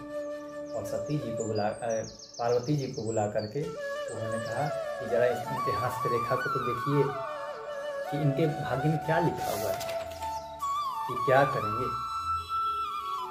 तब उन्होंने सती जी ने, नारद जी ने कहा कि हे हिमाचल, तुम्हारी पुत्री तो बहुत बड़ी भाग्यशाली, इसके बहुत सारे नाम हैं। कोई इन्हें उमा कहेगा, कोई भवानी कहेगा, अनेकों नाम हैं इनके, और ये हर कई अवतार ले चुकी हैं, और इनमें कोई अवगुण नहीं है, सब इनमें गुण ही गुण है, और सारे लक्षणों से संपन्न हैं, और ये अपने पति को अधिक प्रिय होंगी। और इनको देख करके ही जो संसार की नारियां हैं वो पति व्रत को पालन करेंगी, क्योंकि पति व्रत का पालन करने के लिए आगे चल के वर्णन आएंगे आरण्य कांड में कि पति व्रत का जब अनुसुईया जी नियम बताती हैं, उस नियम को सारी स्त्री को पालन करना चाहिए। तो ये आपकी पुत्री में कोई अवगुण नहीं है, आपकी पुत्री तो गुणों की खान है, लेकिन इसमें एक अवगुण है। एक अवगुण है, सारे गुणों को तो बता दिए तो बहुत प्रसन्न हूँ, एक अवगुण है, क्या अवगुण है भाई, ये जानने की इच्छा हो गई। कहे कि ये तो सही है, लेकिन जो इसका पति होगा ना, बड़ा भयंकर होगा। कहते हैं कि अगुण अमान मातु पित हुईना, उदासीन सब संशय छीना। इनका पति ऐसा होगा, अवगुण होगा। इसमें देखिए नारद जी कहते हैं अगुण, अगुण मतलब 9 गुण, जिसमें कोई गुण नहीं है, सारे तीनों गुणों से मुक्त है, गुण भी उसके पार नहीं पा सकते। लेकिन हिमालय ने क्या सुना कि अगुण होगा, उसमें कोई गुण ही नहीं होगा। उन्हें कहा अमान, उन्होंने कहा कि मान अपमान से परे हैं जो, लेकिन हिमालय ने क्या समझ लिया कि उनका कोई मान सम्मान ही नहीं करेगा, ऐसे भटकते फिरेंगे। और मातु पिता ही ना, उनके माता पिता नहीं होंगे। तो उन्होंने कहा कि माता पिता नहीं होंगे, वो कहेंगे माता पिता हो भी कैसे, वो सबके माता पिता है, उनके माता पिता कौन है? लेकिन इन्होंने सोचा कि उनके माता पिता नहीं होंगे। उदासीन मतलब उनको किसी प्रकार से सरगर्म से किसी से कोई मतलब नहीं, उदासीन होंगे, किसी से कोई हानि लाभ दुख सुख सब उनसे परे हैं। और सब संशय छीना, सारे संशयों से छीन होंगे। और जोगी होंगे, जटिल होंगे, अकाम होंगे, और नगन नंगे घूमने वाले होंगे, अमंगल के सहन करने वाले होंगे। इतना सुना अब मैना जी बस पटकने लगी सर के, हे भगवान क्या किए थे मैंने कि जो मेरी पुत्री को ऐसा पति मिलेगा, इतनी सुंदर मेरी पुत्री और पति ऐसा मिलेगा, और भंगी ऐसे नंगे घूमने वाला। उन्होंने कहा कि अब कोई तो उपाय होगा, कोई तो उपाय करिए प्रभु। अब वही बोलते हैं ना, अब कोई जैसे में कोई पंडित जी आएगा अपने कुंडली दिखाए तो उनको बोले कि ये ग्रह आपका खराब चल रहा है, तो हम लोग क्या करते हैं, पंडित जी इसका कोई उपाय तो बताइए। तो उन्होंने कहा कि कुछ तो उपाय बताइए प्रभु। जब इतना कहा नारद जी थोड़ा कुपित हो गए, बोले कहा मुनीश हिमवंत सुनो, जो विधि लिखा लीलार, देव धनुज नर नाग मुनि को न मेटनी। हे हिमवंत, हे राजा हिमालय सुनो, जो विधाता ने इस मस्तक पर लिख दिया है ना एक बार, उसको कोई नहीं मिटा सकता। देवता दानव नर नाग और कोई मुनि, कोई भी उसको मिटा नहीं सकता। और तुम बोल रहे हो कि कुछ उपाय बता दें हम, मैंने जो कहा है मेरे बात कभी मिथ्या नहीं हो सकती, जो मैंने कहा वो सत्य है। तो मैंने कहा कि कुछ तो उपाय करिए। ऐसा करते हैं कि देवता जो दूल्हा है उसको चेंज कर देते हैं, दूल्हा तो हाँ दूल्हे को चेंज कर देते हैं, कोई और दूल्हा बैठा। बोले कि नहीं, जो लिखा है वही मिलेगा। लेकिन तदपि मैं एक कहूँ उपाय हो ही करे जो देव सहाय। अगर तुम्हारी पुत्री का भाग्य अगर साथ देता है, इनका दैव कोई साथ देता है, एक मैं उपाय वो करोगे तो कुछ इनके लिए सही रहेगा, और जो अवगुण है वो गुण में परिवर्तन हो जाएगा। कैसे? कहते कि जे जे बर के दो सब खाने, ते सब शिव कही मैं अनुमान। जो जो मैंने दूल्हे का बर का अवगुण बताया है वो सभी शिव जी में है, जो भी है ये सारे गुण शिव जी में है। अगर इनका विवाह शिव जी के साथ होता है तो गुण भी अवगुण भी गुण के रूप में जाना जाएगा। जैसे अगर हम किसी गंदे चीज को छू लेते हैं तो हम अपवित्र हो जाते हैं, हमें स्नान करना होता है ना। लेकिन सूर्य क्या करता है? सूर्य तो सबको छूता है, वो हम लोगों पर भी पड़ता है, तो किसी गंदगी पर भी पड़ता है, तो क्या सूर्य अपवित्र हो गया है? गंगा जी हम पुण्यात्माओं के भी, जैसे हमारे जैसे संत महात्मा उनको भी स्नान कराती हैं। कोई पापी भी जाता है उसमें स्नान करता है, तो अस्थियाँ भी प्रवाहित किए जाते हैं। कोई जाकर के अपने मांस को भी जाकर उसमें धुलता है, कोई जाके कोई जो पादुका बनाते हैं वो अपने चमड़े भी जाके गंगा जी में धुलते हैं। तो क्या गंगा जी दूषित हुए? सांप, हम लोग सांप को छूते हैं, स्पर्श करते हैं तो अपवित्र माने जाते हैं, हम लोग को स्नान करना पड़ेगा। लेकिन अगर वही सांप वह शिव जी के गले में हो तो हम पूजन करते हैं, फिर वो छूने के बाद हमें थोड़ी स्नान करना पड़ता है। उसी प्रकार से कहते हैं कि समरथ कहूँ नहीं दोष गोसाई, रवि पावक सुरसरी की नाही। जिस प्रकार सूर्य अग्नि और गंगा जी ये समर्थ है, अगर समर्थवान को कभी दोष नहीं लगता, समर्थवान को कभी दोष नहीं लगता है। जैसे अगर हमें रोज आदत कर रहे हैं, रोज हम लोग आदत है अगर 50 क्विंटल उठाने का, तो आराम से कोई 50 क्विंटल उठा सकता है। लेकिन जिसको आदत नहीं है उसको बोल दिया जाए तो फिर वो 50 क्विंटल के नीचे हो जाएगा ना। तो वही ये क्या है, समर्थ, जिसमें सामर्थ्यता होगी वही ये उठा सकता है। तब उन्होंने देखा कि बोले कि ये सारे अवगुण बताए हैं, लेकिन ये सारे गुणों को शिव जी धारण करते हैं। शिव जी कहते हैं कि रवि, सूर्य भगवान का एक आँख है, सूर्य है, एक आँख चंद्रमा है। अग्नि, भगवान का तीसरा नेत्र जो है अग्नि के समान है। सूर्य शरीर, गंगा जी इनके सर पे हैं। और अहि, जैसे हम सर्प को छूते हैं तो थोड़ा सा वो माला पहनते हैं। तो सारे कुछ शिव जी में है। तो क्या शिव जी सब, अब शिव जी का जब पूजन करते हैं सबका पूजन हो जाता है। तो इसलिए कहा कि अगर इनका विवाह शिव जी के साथ होता है तो ये अवगुण भी गुण हो जाएंगे। और तो बोले कि शिव जी प्राप्त कैसे होंगे? तो कहते हैं कि जो तपु करे कुमारी तुम्हारी, भाव मेटी से कहीं तो। एक बात ध्यान रखिएगा, कभी भी अगर कुछ प्राप्त करने, अगर भाग्य में भी नहीं लिखा हुआ है और वो चाहिए तो शिव जी का, शिव जी इतने समर्थवान है कि जो भाग्य में नहीं लिखा है वो भी देने वाले। भाव मेटी से कहीं त्रिपुरारी, भाग्य को भी मिटा सकते हैं। और इसका प्रमाण मार्कंडेय ऋषि की मृत्यु का दिन निश्चय हो गया और उनको क्या कर दिए, चिरंजीव कर दिए। 7 ही चिरंजीव थे, 8वां चिरंजीव उनको मार्कंडेय जी को कर दिए। तो हाँ, भाग्य को मिटाने, भाग्य को भी बदल देने वाले हमारे शिव जी। तो वही कहते हैं नारद जी, अगर आपकी पुत्री तप करे, शिव जी की तपस्या करे, तो इस भाग्य को भी कि जो ऐसे ऐसे लिखा गया अकाम होगा, वैसे लिखा गया अवगुणों के से खान इनका वर लिखा गया है, वो गुण में परिवर्तन हो जाएगा और शिव जी इनको अपने रूप में स्वीकार कर लेंगे। तो आप इनको ऐसा करिए कि इनको तप के लिए भेज दीजिए। जब उन्होंने देखा कि, और ऐसा कहा करके नारद जी अपने धाम ब्रह्मलोक को चले गए। फिर अब जब नारद जी के जाने के बाद महारानी मैना पुत्री को लेकर के अपने गोद में बैठा कर खूब रो रहे हैं कि क्या ऐसा मैंने किया था कि मेरी पुत्री को ऐसा वर मिले। अगर भगवान ने इसको इतना सुंदर बनाया है, इतना सुशील बनाया है, इसके योग्य तो पति रच देता, ऐसा क्यों पति रचा?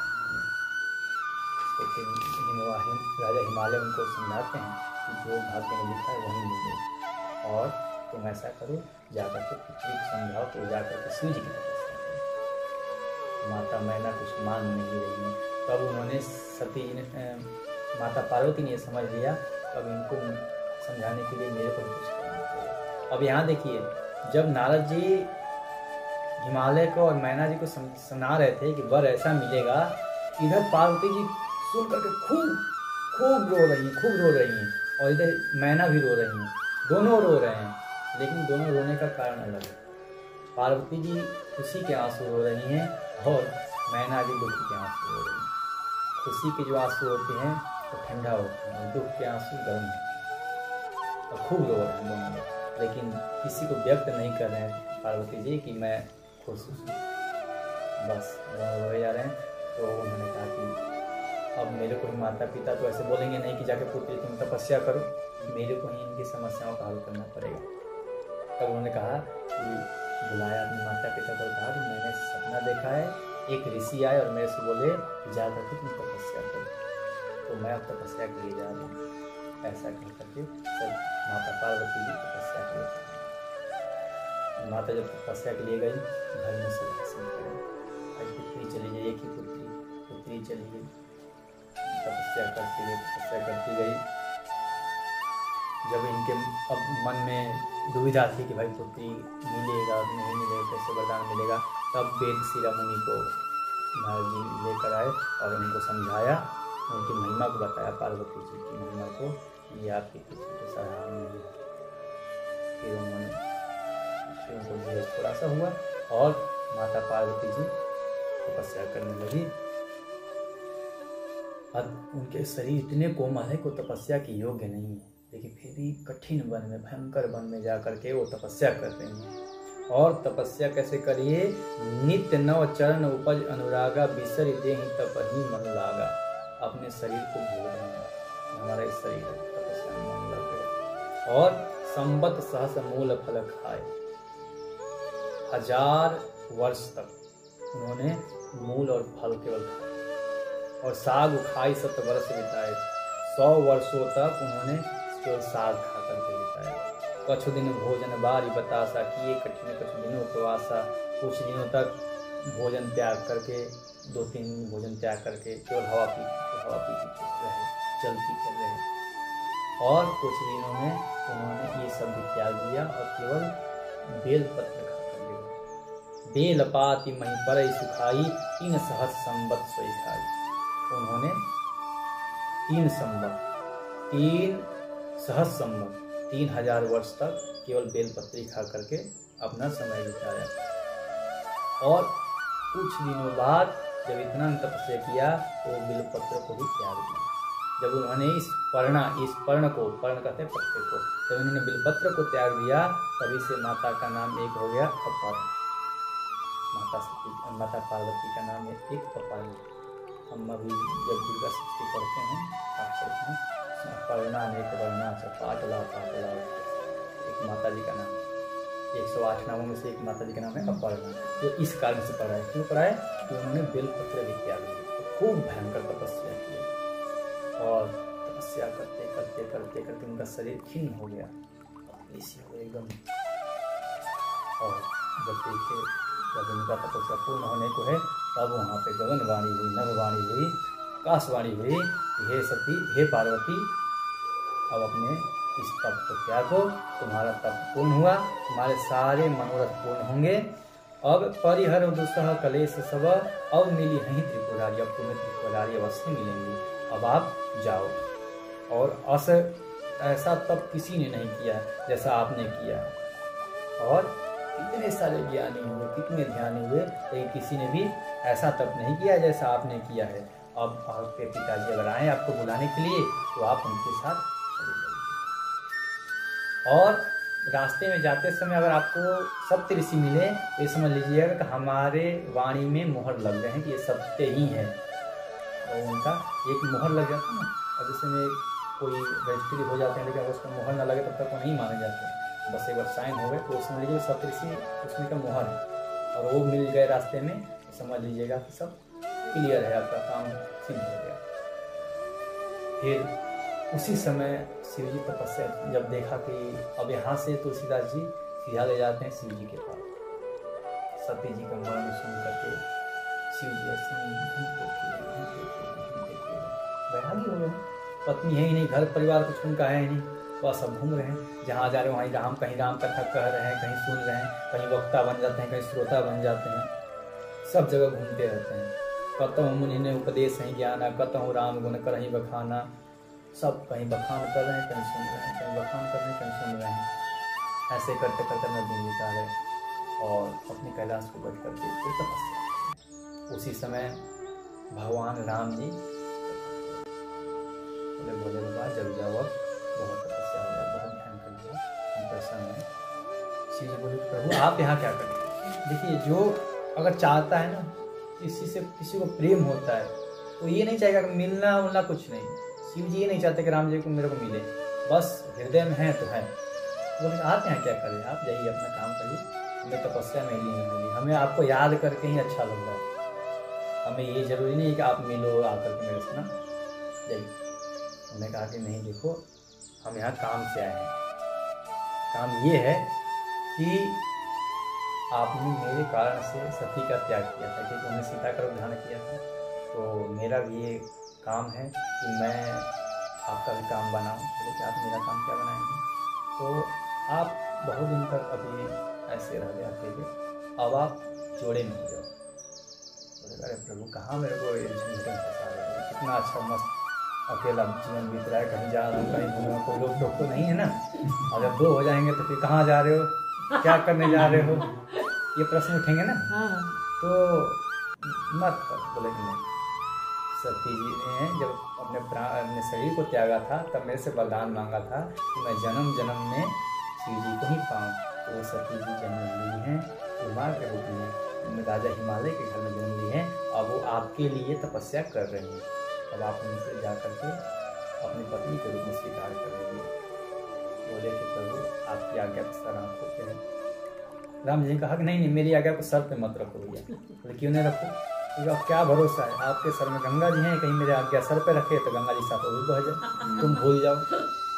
बोले कि चलिए आँखों पर रखेंगे। बोले आँखों में मत रखो, जैसे तुम आँख खोलते तो कोई भस्म हो जाता, बस आँख खोले बस वो भी मेरा आज्ञा भस्म हो गया। तो आप तो मेरे बातों को हृदय में रखो और हृदय में स्मरण करो, जैसे मेरे को रखे हो मेरे बातों को भी रखो और जा करके आप उनके साथ विवाह करो। आप जब कह रहे हैं तो हम करेंगे, क्योंकि प्रभु की आज्ञा है। और कहा यहाँ पर तुलसीदास जी कहते हैं, मातु पिता गुरु प्रभु के वाणी बिन ही विचार करिए सुध जानी। माता पिता गुरु और अपने स्वामी, इन 4 लोगों की बात बिना कुछ विचारे, बिना किसी तर्क वितर्क को तुरंत मान लेनी चाहिए, तुरंत ही। उसमें कोई तर्क वितर्क, अगर तर्क वितर्क कर दिए तो आज्ञा में उल्लंघन हो जाएगा। तो माता जी यहाँ बोले कि यहाँ जाना है तो यहाँ जाना है, पिता ने कह दिया ये करना है तो ये करना है। इसकी मर्यादा हमारे मानस में बहुत जगह मिलती है। दशरथ जी का मन नहीं था, लेकिन फिर भी राम जी बन गए। क्यों गए? क्योंकि उनकी प्रतिज्ञा थी। इसलिए तो मर्यादा, हर मर्यादा का पालन करना। माता पिता गुरु प्रभु के वाणी, तो इनके वाणी को कभी अन्यथा नहीं लेनी चाहिए। हमेशा इनके बात बिना विचार ही अगर करते हो आप तो शुभ ही शुभ होगा, कोई अशुभ नहीं होगा इसमें। तो 4 लोगों के वाणी का आप सबको स्मरण करना चाहिए। माता पिता गुरु प्रभु के वाणी बिन ही विचार करिए शुभ जानी।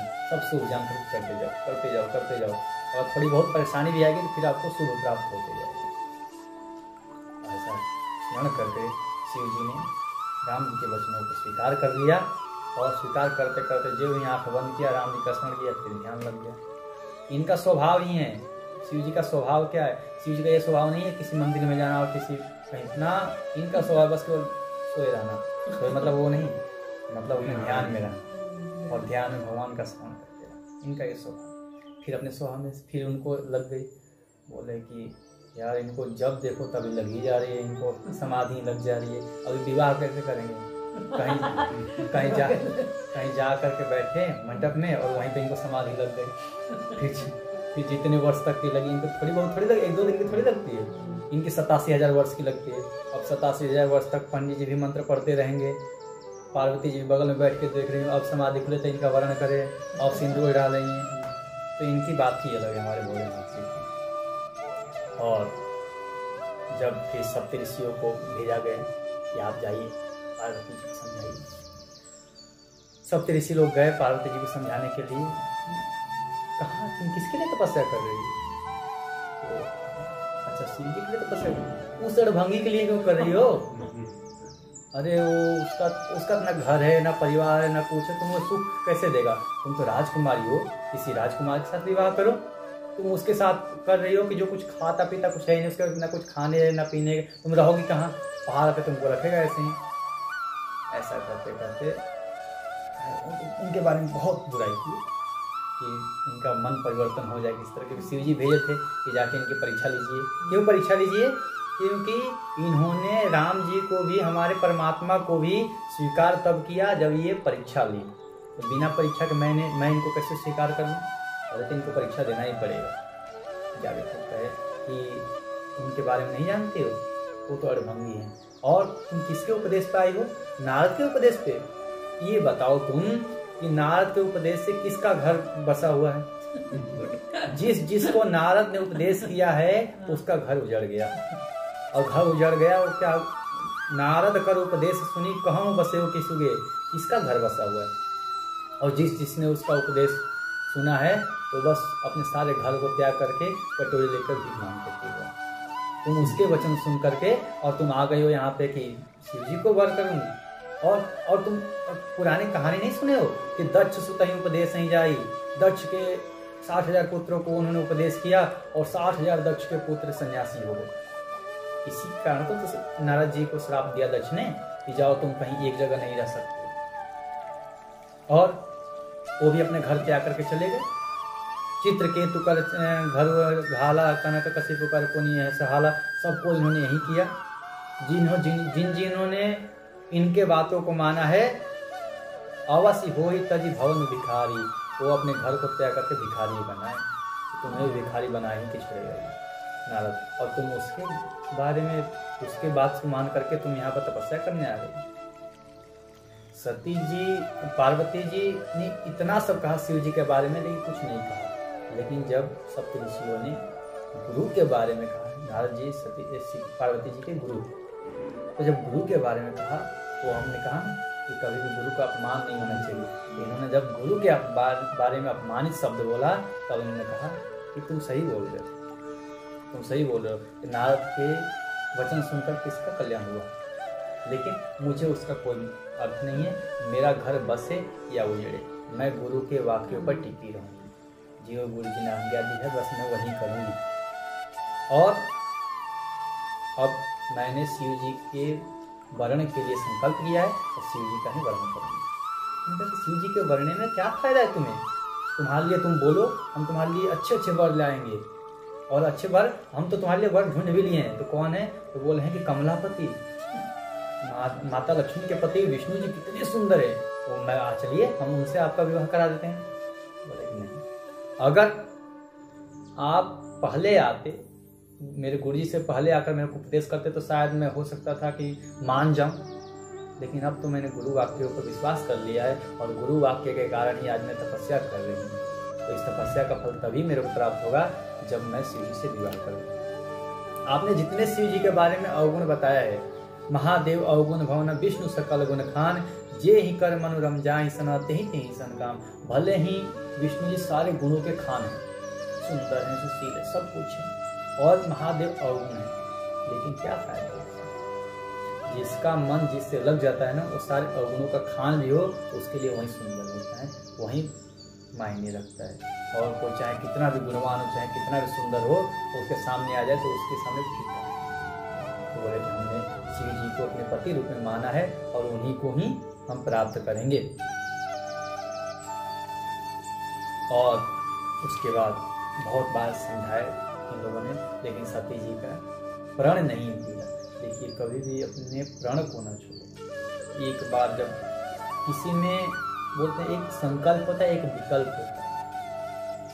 इनके मन में संकल्प था, मन में हमेशा संकल्प होना चाहिए, विकल्प नहीं। अब विकल्प और मन में हो हम खाएंगे तो ये खाएंगे, अब जब यही खाएंगे तो वो पाने के लिए आपको इच्छा जाहिर होगा और कहीं से भी आप ढूंढ के लाएंगे। अगर आपके पास विकल्प हो कि भाई चलो आज सेव नहीं मिला, केले खाकर दिन बिता देंगे, तो फिर वो सेव से प्रेम नहीं हुआ आपका। अगर सेव को आप चाहते हैं, आप बोलते हैं ना हमारा पसंदीदा फल सेव है, तो सेव मतलब सेव ही खाएंगे हम। उसी प्रकार से विकल्प मन में होना तो फिर वो प्रेम नहीं होता। इनके मन में संकल्प था, और इस संकल्प के कारण उन्होंने भी, सप्त ऋषियों ने भी इनको प्रणाम किया, हे जगत माता आप धन्य हैं, हम तो आपकी परीक्षा देने के लिए आए हैं, और अब आप निश्चित होकर के घर जाइए और आपका विवाह अब शिव जी के साथ है। फिर वहाँ से सप्त ऋषि लोग सब महाराज हिमाचल के यहाँ गए और वहाँ पर सारे बात बताए। सारा बात बताने के बाद फिर ब्रह्मलोक गए। वहाँ से ब्रह्मा जी ने खुद पत्रिका लिखी और 1.5 तारीख किया कि भाई सब तय हो गया, और दूल्हे को कुछ पता नहीं। दूल्हा एकदम समाधि में लगा हुआ है। अब ब्रह्मा जी बोले भाई सब दुल्हन से हम लोगों ने बात कर लिया जाके, और उन्हें कन्या के पिता से भी बात कर लिया, और ब्रह्मा जी दूल्हे का पिता बनेंगे, वो जगत के आधार वो उत्पन्न करने वाले हैं, तो उधर ससुर का काम तो उन्हीं को करना पड़ेगा। तो देखिए सब तैयार हैं, दूल्हा तैयार ही नहीं है, दूल्हा एकदम लगा है मस्त। अब हमको जगाया कैसे जाए, कौन जगाए, उनकी समाधि को तोड़ नहीं सकते हैं। अब सब देवता लोग भाई कैसे करें। तब उन्होंने कहा, ब्रह्मा जी ने कहा कि अब हम लोगों से कुछ काम नहीं चलेगा, ये काम विष्णु जी करेंगे, विष्णु जी के पास चलेंगे। अब सारे देवता लोग अपना बैंड बाजा लेके गए सब, तो भैया देखिए सब बैंड बाजा सब तैयार है, नाचने गाने वाले सब तैयार हैं, अब दूल्हा ही तैयार नहीं है, शादी के लिए तैयार करिए। तो उन्होंने कहा कि चलो भाई ये तो हमारे बस के भी नहीं है कि उनकी समाधि को तोड़ देना। अब सब लोग मिल करके बोले कौन करेगा, कामदेव के पास गए। कामदेव ने कहा कि मेरे को पता है तुम लोग मेरे को मारवाने के चक्कर में हो, लेकिन ठीक है, अगर किसी का हित होता हो, परहित के लिए अगर अपना प्राण भी त्यागना पड़े तो त्याग नहीं चाहिए। उसी समय इनको क्यों जल्दी पड़ी थी विवाह के लिए शिव जी की? कोई उनको विवाह के चक्कर में नहीं था, देवता लोग इसके चक्कर में थे। उस समय एक बहुत बड़ा असुर हुआ, तारकासुर जिसका, वो देवताओं को भगा दिया था, स्वर्गलोक से देवताओं को भगा दिया था, और ये लोग बस वन में फिरते घूम रहे थे। और वो उसने ब्रह्मा जी से वरदान लिया था कि जो शिव जी के शुक्र से जो पुत्र पर जन्म लेगा उसी से मैं मरूंगा। और शिव जी समाधि में थे, वो भी जानता था शिव जी समाधि में विवाह करेंगे नहीं, क्योंकि पहली पत्नी तो मर गई है, और इसीलिए उसने ये वरदान लिया था। अब इनको जल्दी पड़ी थी, जल्दी विवाह करें, जल्दी पुत्र हो, जो तारकासुर को मारे, मुझे स्वर्ग मिले। इसलिए लोग चक्कर में पड़े थे कि विवाह किस तरह शिव जी का। नहीं तो देवता लोग तो स्वार्थी हैं, तुलसीदास जी बहुत बार उनको स्वार्थी कहे कि अपने स्वार्थ के लिए आते हैं। आगे चल के भरत चरित्र में आएगा, जब भरत जी जाते हैं राम जी को मनाने के लिए, तो इंद्र जी कहते हैं अरे रुकिए, इनको मिलने नहीं देना है। अगर ये राम जी से मिल गए भरत जी तो राम जी तो वापिस चले जाएंगे, हमारा काम नहीं होगा, फिर रावण मरेगा नहीं। और उस समय भी जो स्वर्ग का राजपाट था सब मेघनाथ के हाथ में था, अभी तो इंद्रजीत था, सारे स्वर्ग जीत लिया, तो सारे उसके हाथ में था। बोले कि अगर ये दोनों मिल गए, दोनों भाई, तो ये भरत जी तो राम जी को लेकर के अयोध्या आ जाएंगे। फिर जिस कारण के लिए राम जी ने जन्म लिया है, अवतार लिया है, वो तो फिर सार्थक होगा नहीं। तब बृहस्पति जी खूब समझाते हैं, अरे तुम इतने स्वार्थी हो जाओगे, देवता होकर के राक्षस जैसे स्वभाव रखते हो। और देखो उनके स्वभाव, भरत जी के तो देखो, भरत जी का स्वभाव देख करके चित्रकूट के पत्थर भी पिघल गए हैं, तुम कैसे हो देवता? उसको इंद्र जी को बहुत समझाएं। तो वैसे ये स्वार्थ के लिए काम करते हैं। अब इनका स्वार्थ है कि भैया हमें किसी तरह इन लोग चाहिए, नहीं तो हम यहाँ भटकते फिर रहे हैं। हाँ, तब उन्होंने अपना लेकर के उनको कामदेव को बोले कि भाई, कामदेव बोले कि हम करेंगे आप लोगों का काम, हम करेंगे, क्योंकि दूसरे का काम करना एक बहुत बड़ा पुण्य है, और मैं करूँगा भले ही। उन्होंने सोच लिया कि बस अब तो अंत ही है मेरा, क्योंकि शिव जी का जिसने तपस्या किया वो अभी तक जीवित नहीं रहा है, तो मैं घास जीवित रहूँगा, लेकिन फिर भी मैं आपका कार्य करूँगा। और उनको लेकर के, कामदेव को लेकर के जहाँ शिव जी तपस्या कर रहे थे, जहाँ समाधि में बैठे थे, वहाँ पहुँचे। वहाँ पहुँचते ही सब प्रकार से अपना माया को फैलाया कामदेव ने कि उनका भंग हो जाए, समाधि भंग हो जाए, किसी प्रकार से भी उनकी समाधि भंग नहीं हुई। तब उन्होंने कहा अब ऐसे नहीं, आम का एक वृक्ष था, उस वृक्ष का सहारा लेकर के अपने तीनों वाणों को, जो कामदेव का 3 वाण है, उन तीनों वाणों को सार करके सीधा शिव जी तो शिव जी के आघात कर दिए। कितने लोग कहते हैं कि नेत्र पे लगा, हृदय पे लगा, उन्हीं के तो ध्यान में थे ना। अब जहाँ जिसके ध्यान में हो उन्हीं पे लग गया, और जब वहां पे लगा तो भगवान शिव का नेत्र खुला, इधर देखा कोई नहीं, तो फिर तीसरा नहीं, और सामने कामदेव दिखाई दिए, और कामदेव को देखते ही जल करके छार हो गए, यानी कि राख।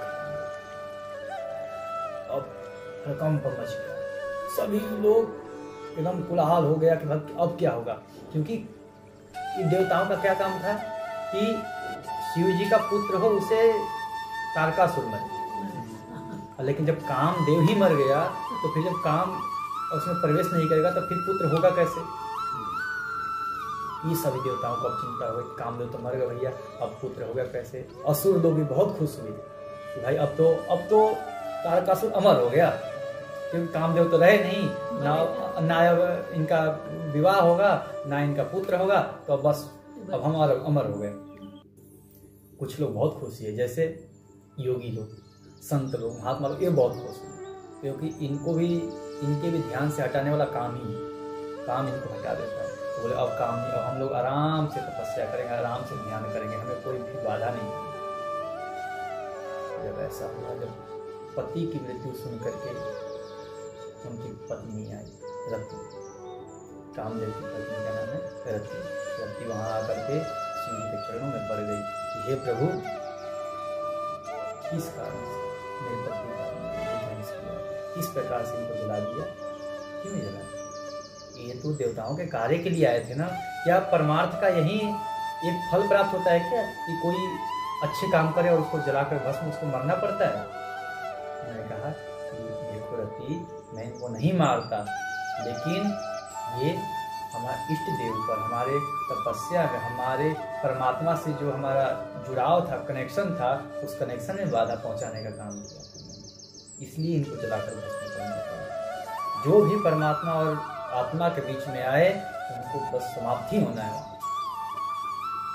लेकिन कोई बात नहीं, जब इनकी कोई गलती नहीं थी, ये परहित के लिए आए थे, दूसरे के कल्याण के लिए आए थे, तो जाओ आज से ये बिना शरीर के ही जीवित रहेंगे, क्योंकि शरीर तो जल के भस्म हो गया था। बिना शरीर के ही जीवित रहेंगे और इनका नाम अनंग होगा।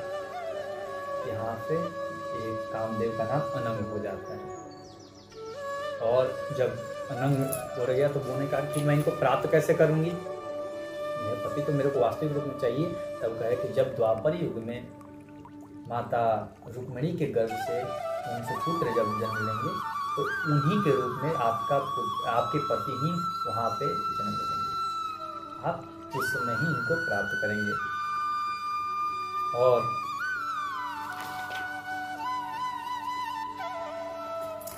आप उस समय उनको प्राप्त कर लेंगे। अब देखिए कि अब माहौल शांत, पहले सब छुपे तो कोई सामने नहीं आया। जब देखे कि रति को देखकर के, स्त्रियों को देखकर के, पुरुषों को स्वभाव पहले जब देखे कि क्रोध शांत हो गया, अब तब सब लोग आए, महापति महादेव की जय, आशुतोष भगवान की जय, सब जयकारा एक एक करके प्रशंसा करे। सब एक साथ नहीं करे, एक एक करके, प्रभु आप ऐसे हो, आप दीनों पर दया करने वाले, आप दया निधान हो, करुणा निधान हो, परमात्मा हो। बोलते हैं ना कि जब किससे काम बना तो खूब प्रशंसा किया, तो बोलना था भाई हाँ ये मक्खन लगा रहे हैं सब। तो उन्होंने कहा कि देखो मैं जानता हूँ तुम लोग मेरी कितनी प्रशंसा कर रहे हो, अब मेन काम बताओ, काम क्या है, किस लिए आए? तब ब्रह्मा जी एक दूसरे को बोल रहे हैं, क्योंकि डर है ना सबको। अभी कामदेव को ताजा ताजा जला के भस्म किया है, रात ठंडा भी नहीं हुआ है। अभी कहीं फिर से एक बार किसी ने खुल गया फिर गए सब, क्योंकि अब सब सामने हैं, सब सामने आ गए हैं ना। तो हमने कहा कि ब्रह्मा जी ने हाथ जोड़े, हे प्रभु सब लोग ये जो आए हैं ना ये काम से आए हैं। किस काम से आए भाई? सब लोग आपका विवाह देखना चाहते हैं। मेरा विवाह? अच्छा, अब मेरे को पता चला कि कौन सी विवाह देखना चाहते हैं, क्योंकि सबको जानते हैं कि हाँ आपने राम जी को ये आश्वासन दिया था कि मैं विवाह करूँगा, तो आप विवाह कर लीजिए। आप आश्वासन देकर के समाधि में लग गए थे, इसलिए हमें आपको जगाना पड़ा। तब उन्होंने सब बताया कि तारकासुर उत्पन्न हुआ है, तो उसकी मृत्यु आपके पुत्र के हाथों से होगी। अपने मतलब से न्याय हो तुमको, तो ठीक है, मैं प्रभु की आज्ञा हुई थी मेरे को, तो मैं विवाह करूँ, जाओ विवाह करूँ। बस इतना सुनते ही सब ढोल लेके गए थे, लगे सब बजाने, वहीं पे सब लगे बजने, वहाँ पे सब तैयारी होने लगी। सब लोग बोले कि भाई दिन रखा जाए। सब लोगों ने दिन रखा, हिमाचल राजा को तारीख पूरा बताया गया, भाई इस तारीख को आपकी विवाह है। सब पूरे दोनों तरफ से तैयारियां चलने लगी। जिस दिन अब विवाह का समय है, विवाह का समय हो गए, बारात रात जाने, सुबह में सब देवताओं लोग शिव जी से मिलकर गए कि भाई आज आपका विवाह है, चलना है शाम को। बोले हाँ चलेंगे। और सब देवता लोग अपने अपने वाहनों को खूब नहला तैयार कर रहे हैं। कोई अपने इंद्र जी अपने ऐरावत हाथी को खूब धो रहे हैं, नहला रहे हैं। सभी लोग अपने अपने, और यमराज जी को, यमराज को भी जाना था। और यमराज जी का सवारी क्या है, भैंस। अब वो काले भैंस को खूब नहला रहे हैं, गोरा हो गए, खूब पाउडर क्रीम लगा रहे हैं उसको, किसी तरह तो गोरा हो। ये वहाँ पे सब लोग, अब काले काले भी लोग शादी में जाके गोरे बनना चाहते हैं ना, खूब पाउडर क्रीम उसको लगा रहे हैं। उसको पाउडर लगा के फिर हम काले से सफ़ेद बना दिए, सफ़ेद पाउडर लगा। सब अपने आप में तैयारी में लगे, और दूल्हे को कोई कुछ नहीं रहा। दूल्हा चुपचाप बैठा हुआ है। अब ये वहाँ पर निर्णय हुआ था कि शाम को 4 बजे बारात निकाली जाएगी, 2 बजे, 3 बजे, कोई आया नहीं, कोई देवता नहीं आया वहाँ पे। अब शिव जी चुपचाप बैठे हैं, भाई कोई आए, कोई दूल्हे को तैयार, भाई मेन तो दूल्हा है, दूल्हे को कोई तैयार करे, दूल्हे को कोई तैयार ही नहीं कर रहा है। अब इनके जो नंदी गण थे बोले कि प्रभु कोई नहीं आने वाला, सेंट पाउडर सब कहाँ से आएंगे, ये मुझे तो लगाने हैं, कहाँ से कब आएंगे। चलिए अब हम ही लोग तैयार करते हैं, तो कर लोगे? बोले अरे पूरा हमने कब करना जाना। तो नंदी भगवान ने कहा कि भाई गणों को भेजा, लाओ भगवान के श्रृंगार लाओ। गाय एकदम जलता जलता चिता था, चिता से भस्म उठा के लाए, पूरे शरीर लगा दिए भगवान एकदम, और पहले ही कर्पूर के जैसे भगवान सफेद हैं और सफेद थे, एकदम चमकने लगे। और नार सांप बिच्छू सबको पकड़ पकड़ के लाए, एक सांप को माल मस्तक में बांध करके बढ़िया मुकुट बना करके, और पतले पतले सांपों को पकड़ करके ऐसे लड़ी लगा दिए, सेहरा बना दिए, कानों में बिच्छू का कुंडल लगा दिए, पैरों में भी सांपों को पहना दिए, हाथों में सांपों को पहना दिए, पूरा श्रृंगार कर दिए। एक बड़ा सा सांप था, उसको जनेऊ बना दिए बढ़िया से कमर में। अब बोले कि सब तैयार हो गए और कपड़े कुछ पहने नहीं, सारे संग श्रृंगार कर बोलते हैं ना। पहले अब हमारे घर है ना, भगवान के घर भी तो ऐसे ही हैं, भूत प्रेत पिशाच सब हैं, तो उन्होंने जैसे जैसे रहते हैं वैसे तैयार कर दिया उनको, मार सांप सब पहना कर, कपड़े पहनाए नहीं। बोले ऐसे ही रहेंगे? बोले नहीं ऐसे नहीं, अब एक काम करते हैं। नंदी जी ने जिस आसन पर बैठे थे शिव जी, वही बाघ घुंबर उठाए और कमर में लपेट दिया। अब बाघ घुंबर टिके तो टिके कैसे, बाघ घुंबर तो टाइट होता है, तो लेकिन बाघ फिसल जाए। एक मोटा सा सांप थे कमर में बांध, और सांप को समझा दिए भैया साड़ी में नागिन घूम बजता है, वहाँ से हिलना नहीं, कि वो है ना नागिन घूम बजने पर बस नाग नागिन सब भगने लगते हैं, तुम्हें नहीं हिलना क्योंकि तुम्हारे हाथ में ही इज्जत। सब तैयार हो गए। अब सारे देवता में इसको आया नहीं, अब क्या किया जाए, क्या किया जाए, क्या किया जाए। फिर जब बारात जाने की हुई 4 बजे सारे देवता लोग आए, सब जयकारा होने लगा, प्रभु की जय हो, जय हो, भोलेनाथ की जय हो।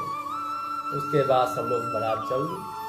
अब विष्णु जी ने कहा कि भैया अब हम लोग करते इनके ऐसे देखो दूल्हा तैयार है, इनके साथ जाएंगे तो बहुत बड़ी बेइज्जती होगी, हम लोग सीमित मार लेते हुए पाउडर वाउडर क्रीम लगा के आए हैं, इनकी पाउडर देखो कैसे, इनके देसी पाउडर है, हमारे यहाँ मेरे विदेश से आए हैं। तब उन्होंने कहा कि भैया चलो हम लोग आगे आगे चलते हैं, इनके साथ जा करके जाने से हमारा अपमान नहीं होगा। बस विष्णु जी ने सबको आज्ञा दे दी और सब चल दिए। शिव जी ने कहा विष्णु जी का जो व्यंग भरी बाड़ी होती है, इनका मजाक का नियम नहीं हटेगा, इनके मजाक करने का आदत है, उनका आदत नहीं है, जाने दो।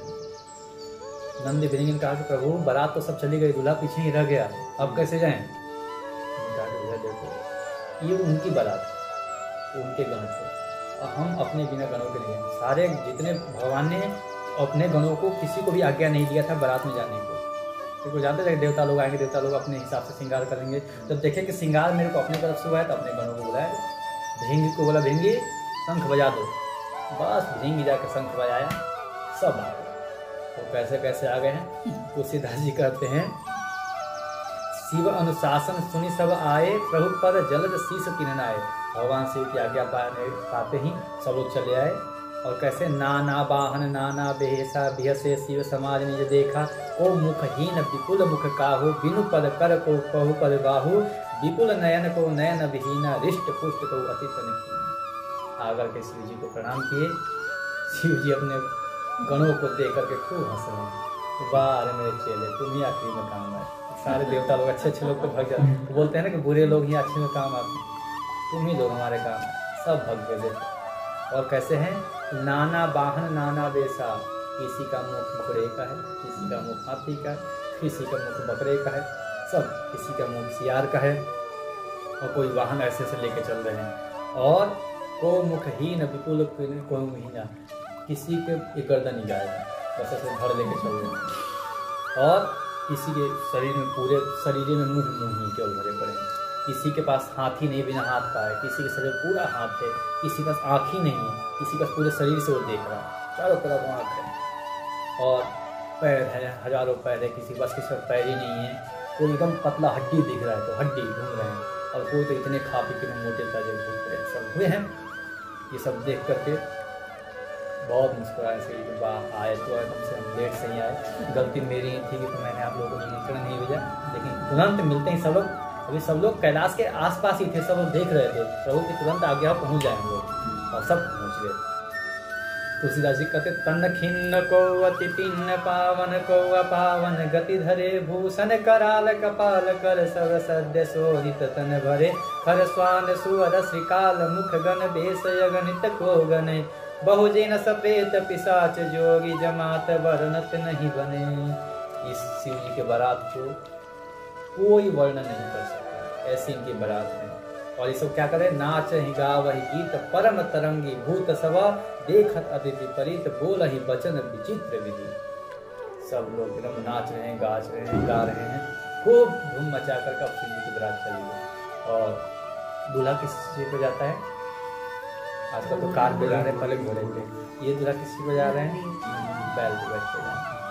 और शिव जी सीधा नहीं बैठे हैं, शिव जी उल्टा बैठे हैं। नंदी चल रहा है आगे बल, शिव जी बैठे हैं पीछे बल, क्योंकि उनको अपने गणों को तो देखना था ना। बस देख रहे हैं। कहते हैं जस दुल्हु तसी बनी बराता कौतुक विविध हो ही मग जाता। खूब खेल हो रहे हैं, अपने हंसी मजाक ठिठोली खूब चल रहे हैं और खूब रास्ते में एकदम बारात जा रही है। बारात जाते जाते जाते जाते पहुंची। अब आगे जाते हुए अब कहा गया कि भाई जब हिमालय राजा के पास पहुंची, एक पहले अगवान आते थे, अगवान मतलब जो बारात को आगे ही आते थे, कुछ किलोमीटर पहले आकर के उनको ले जाते थे बारात, वही रास्ता दिखाने के लिए। अगवान को का सत्कार किया जाता था, उनका स्वागत किया जाता था। हाँ, सब रास्ते में ही किया जाता था। तो उनको लेने के लिए वो आए। आते ही पहले एक देवता लोग पहले चले थे, तो अब गांव वाले थोड़ी जानते हैं कि कौन इनका वर है। और ब्रह्मा जी को देखे पर ऐसे ब्रह्मा जी शायद दूल्हा तो यही लग रहा है, यही दूल्हा लग रहा है, सबसे आगे आगे बढ़िया 4 मुख वाला है। वृद्ध लोग ही जाते थे अगवानी के लिए। दूल्हा आप ही हैं? नहीं दूल्हा हम नहीं, दूल्हा पीछे आ रहे हैं, पीछे विष्णु जी आ रहे थे, विष्णु जी और सुंदर। नहीं दूल्हा यही लग रहा है। आप हैं? नहीं दूल्हा और पीछे। इंद्र सभी देवताओं से पूछते बहुत खुश हो रहे थे जब ये बोले थे पीछे हैं, तो और खुश हो रहे थे। क्यों हो रहे थे? तो जिनके बाराती इतने सुंदर सुंदर है, दूल्हा कैसा हो। और सब ये लोग घोड़े से गए थे, तो वहां पे जब पहुंचे जब देखे तब इन्होंने फिर वापस करने का, आपको वापस चलने का, भाई अब दूल्हा पता नहीं बीच में हो गए, आते रहेंगे। जीवन चलने को फिर उधर से खूब डम डम डम डम डम डम बजते हुए, डमरू बज रहे हैं, नगाड़े बज रहे हैं, सब बजते हुए आए। नहीं अब बारात आ रही, असली बारात तो अब आ रही। जाके देखे शिव जी को, भैया उनके जो वाहन थे घोड़े भागे वहां से तेज। जितने वाहन लेके गए थे भगवान लोग, सारे वाहन डर के भागे। भूत प्रेत को देख के भाई वो भी डरेंगे। सब सांप ऐसे ही बहेंगे, कोई सांप घोड़े का पैर पकड़ ले, ये भी तो है। बीच में जाके किसी के कान पे बैठ जाता था, किसी के सर पे बैठ जाए, सब लोग भागने लगे। भैया कैसा दूर। जिस नगर से वो बारात गुजरती थी, वो नगर में फिर कोई टिकता नहीं था। सारे बच्चे तो बस ऐसे घर में भाग जाते थे और बोले अगर जीवित रहेंगे तो ऐसी बारात हम लोग और भी देख लेंगे, लेकिन ये बारात नहीं देखना। तो बच्चे लाग जाके, पहले आदत था ना, किसी का बारात आए तो हम लोग घर के माता पिता हम लोग को अभी भेज देते थे कि जाओ देख के आओ कैसा है, कैसा बारात है। बच्चे देखने गए थे, बच्चे डर के भगे। भूत प्रेत सब लोग, कोई ऊपर से आ रहा है, कोई नीचे से आ रहा है। उनका कोई चलने का वो थोड़ी था कि जमीन पे ही सब चलेंगे। कोई इधर से भग रहा है, कोई ऊपर से हो रहा है, कोई यहाँ प्रकट हो रहा है, कोई वहाँ प्रकट हो रहा है। सब ऐसे ही चलते जा रहे हैं। जाते जाते जब बालक गए, बालक वहाँ से भागे तेजी में, जा करके घर के गेट बंद करके बोले कि तू बारात देखने भेजती है, किस लिए भेजी थी हम लोगों को? उनके माता पूछे क्या हुआ? बोले कि ये कोई बारात नहीं है, ये ऐसा लग रहा है जैसे यमराज की सेना आई है किसी को उठाने के लिए। यमराज की सेना ही आई है। और बस ऐसे अगर जीवन है तो बारात को हम लोग देखेंगे। और फिर शिव जी किस तरह पहुँचे, वहाँ पहुँचने के बाद उनका स्वागत सत्कार किया गया। अब सबके विवाह में तो ये होता है कि पहले जो भी द्वार पूजा होते हैं इत्यादि कर्म होते हैं, फिर उसके बाद निकल दिया जाता है। अब पूछ रहे कहे कि भैया देखो, हम लोगों को कोई देख लेगा तो विवाह नहीं करने देगा। देवता लोग पहले ही जाकर कहे थे कि अगर पीछे जो आ रहे हैं अगर उनको कोई देख लेगा तो फिर ये विवाह होगा कि नहीं होगा कोई गारंटी नहीं है, क्योंकि उनकी सेना ही ऐसी है। इससे अच्छा है सबसे पहले हम लोग अपना पेट पूजन कर देते हैं। देवता लोग पहले खाने पीने बैठते हैं, सब पंक्ति लगा के बैठे हैं, बढ़िया से उनका भोजन चल रहा है। भोजन चलते चलते बस आवाज़ आई, भोलेनाथ की जय, उमापति महादेव की जय, सब गण आ गए। अब देवता लोग सर पे हाथ आ गए और खाने नहीं देंगे और बस अब उनकी सेना आई। अब सब भागने लगे, जितने खिलाने वाले थे सब लोग भागने लगे। अब क्या करें? बोले भैया ऐसे काम नहीं चले, भागना नहीं है, पहले आप हम लोगों को भोजन कराइए बढ़िया से। इस तरह करते बैठिए। उनको मना भी कौन करे, मना करते जानते हैं एक लपेटे में आ जाएंगे सब। बोले बैठिए, पंगत बैठिए, भगवान की गणों की पंगत बैठी है। पंगत कैसे बैठी है? अब पंगत बैठे तो भाई पत्तल चलाया जा रहा है, एक को पत्तल दे रहे हैं तो एक मुख, अब किसी के पास 10 मुख है तो बोला भाई 10 पत्तल लगा। अब किसी मुख ही नहीं, अब देख रहे चलाने वाले भाई इसके पास मुंह ही है, पत्तल रखो तो रखो कहाँ में। अब किसी के पास 10 हाथ है तो बस 10 हाथों से खाने की कोशिश कर रहे भाई, आने दो। अब कितना जल्दी परसों आए बस आने दो, पत्तल ही उठा के स्वाहा। बहुत परेशान है चलाने वाले। ट्राई करते फिर बोले कि भैया भोजन कर लेते हैं, नहीं तो भरोसा नहीं है कि भोजन कराएंगे, क्योंकि ऐसे लोग आ गए तो वहाँ से देवता लोग बेचारे आधे पेट क्योंकि ये लोग आ गए बीच में ही आ गए, और अब फिर वो खाए रहते तो फिर देवताओं का भी अंश खा जाते हैं। वहाँ से फिर गए द्वार पूजा के लिए। द्वार पूजा पे माता मैना जी आई अपना पूजन के थाल लेकर के। शिव जी का रूप देखते हैं बस आलू पटक करके, क्योंकि नागराज भी थे ना गले में, देखते हैं बस ऐसे कर दिए बस वो भग गई छोड़ के।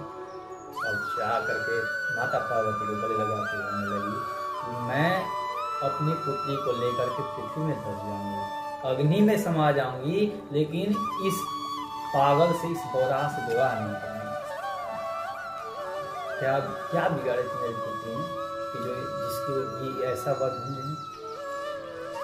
तब वहाँ पे कुछ ऋषि लोग आए, ऋषि लोग आए वहाँ पे, और नारद जी आए और उनको समझाया और सारा चरित्र बताए कि ये कुछ जिसको आप पुत्री समझ रही है आपकी पुत्री नहीं है, जगत की माता, और कितनी बार तो जन्म ले चुकी है, और हर जन्म में शिव जी ही इनके पति हैं।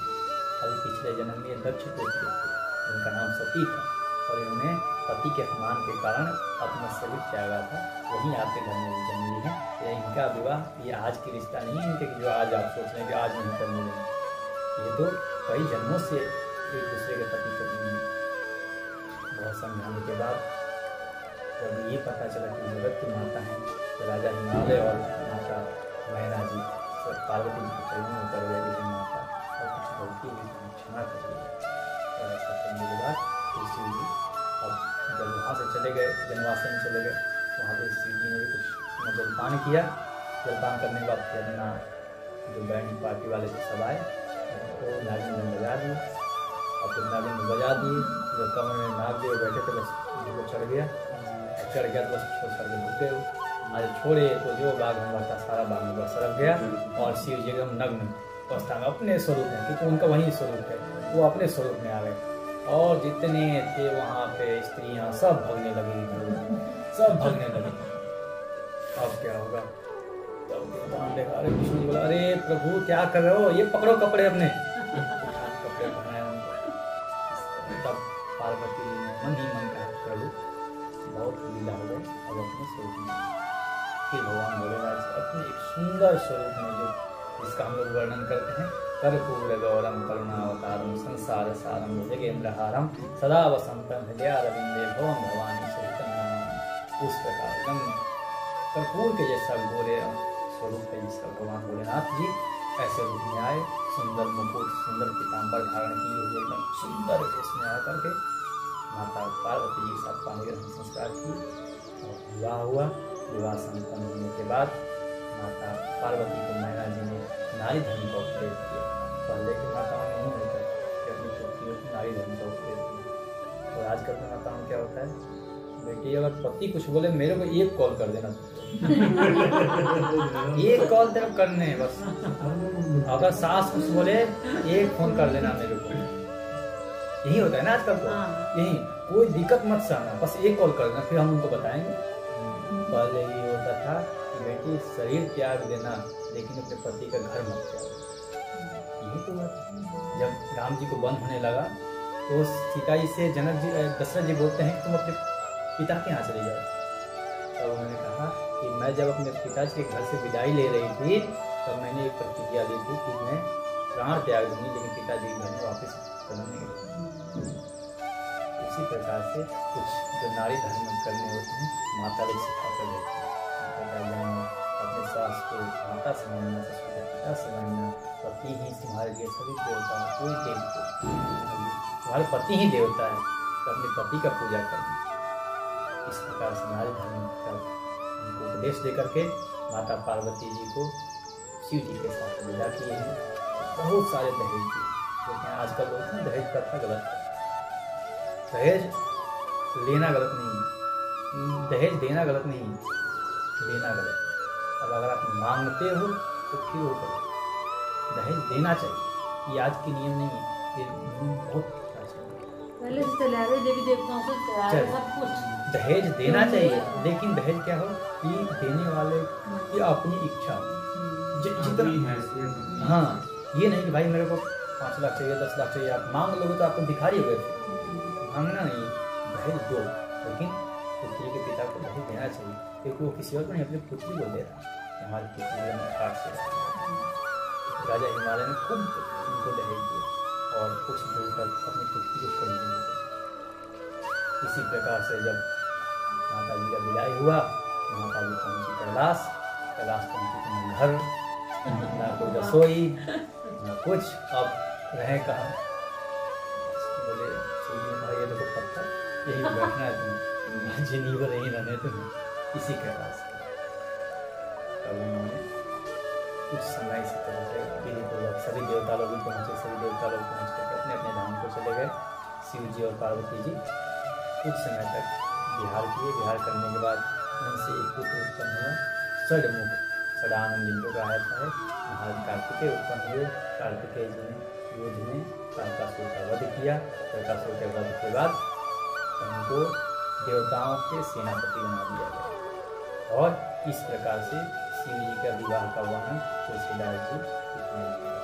आज हम लोग विवाह तक ही करेंगे।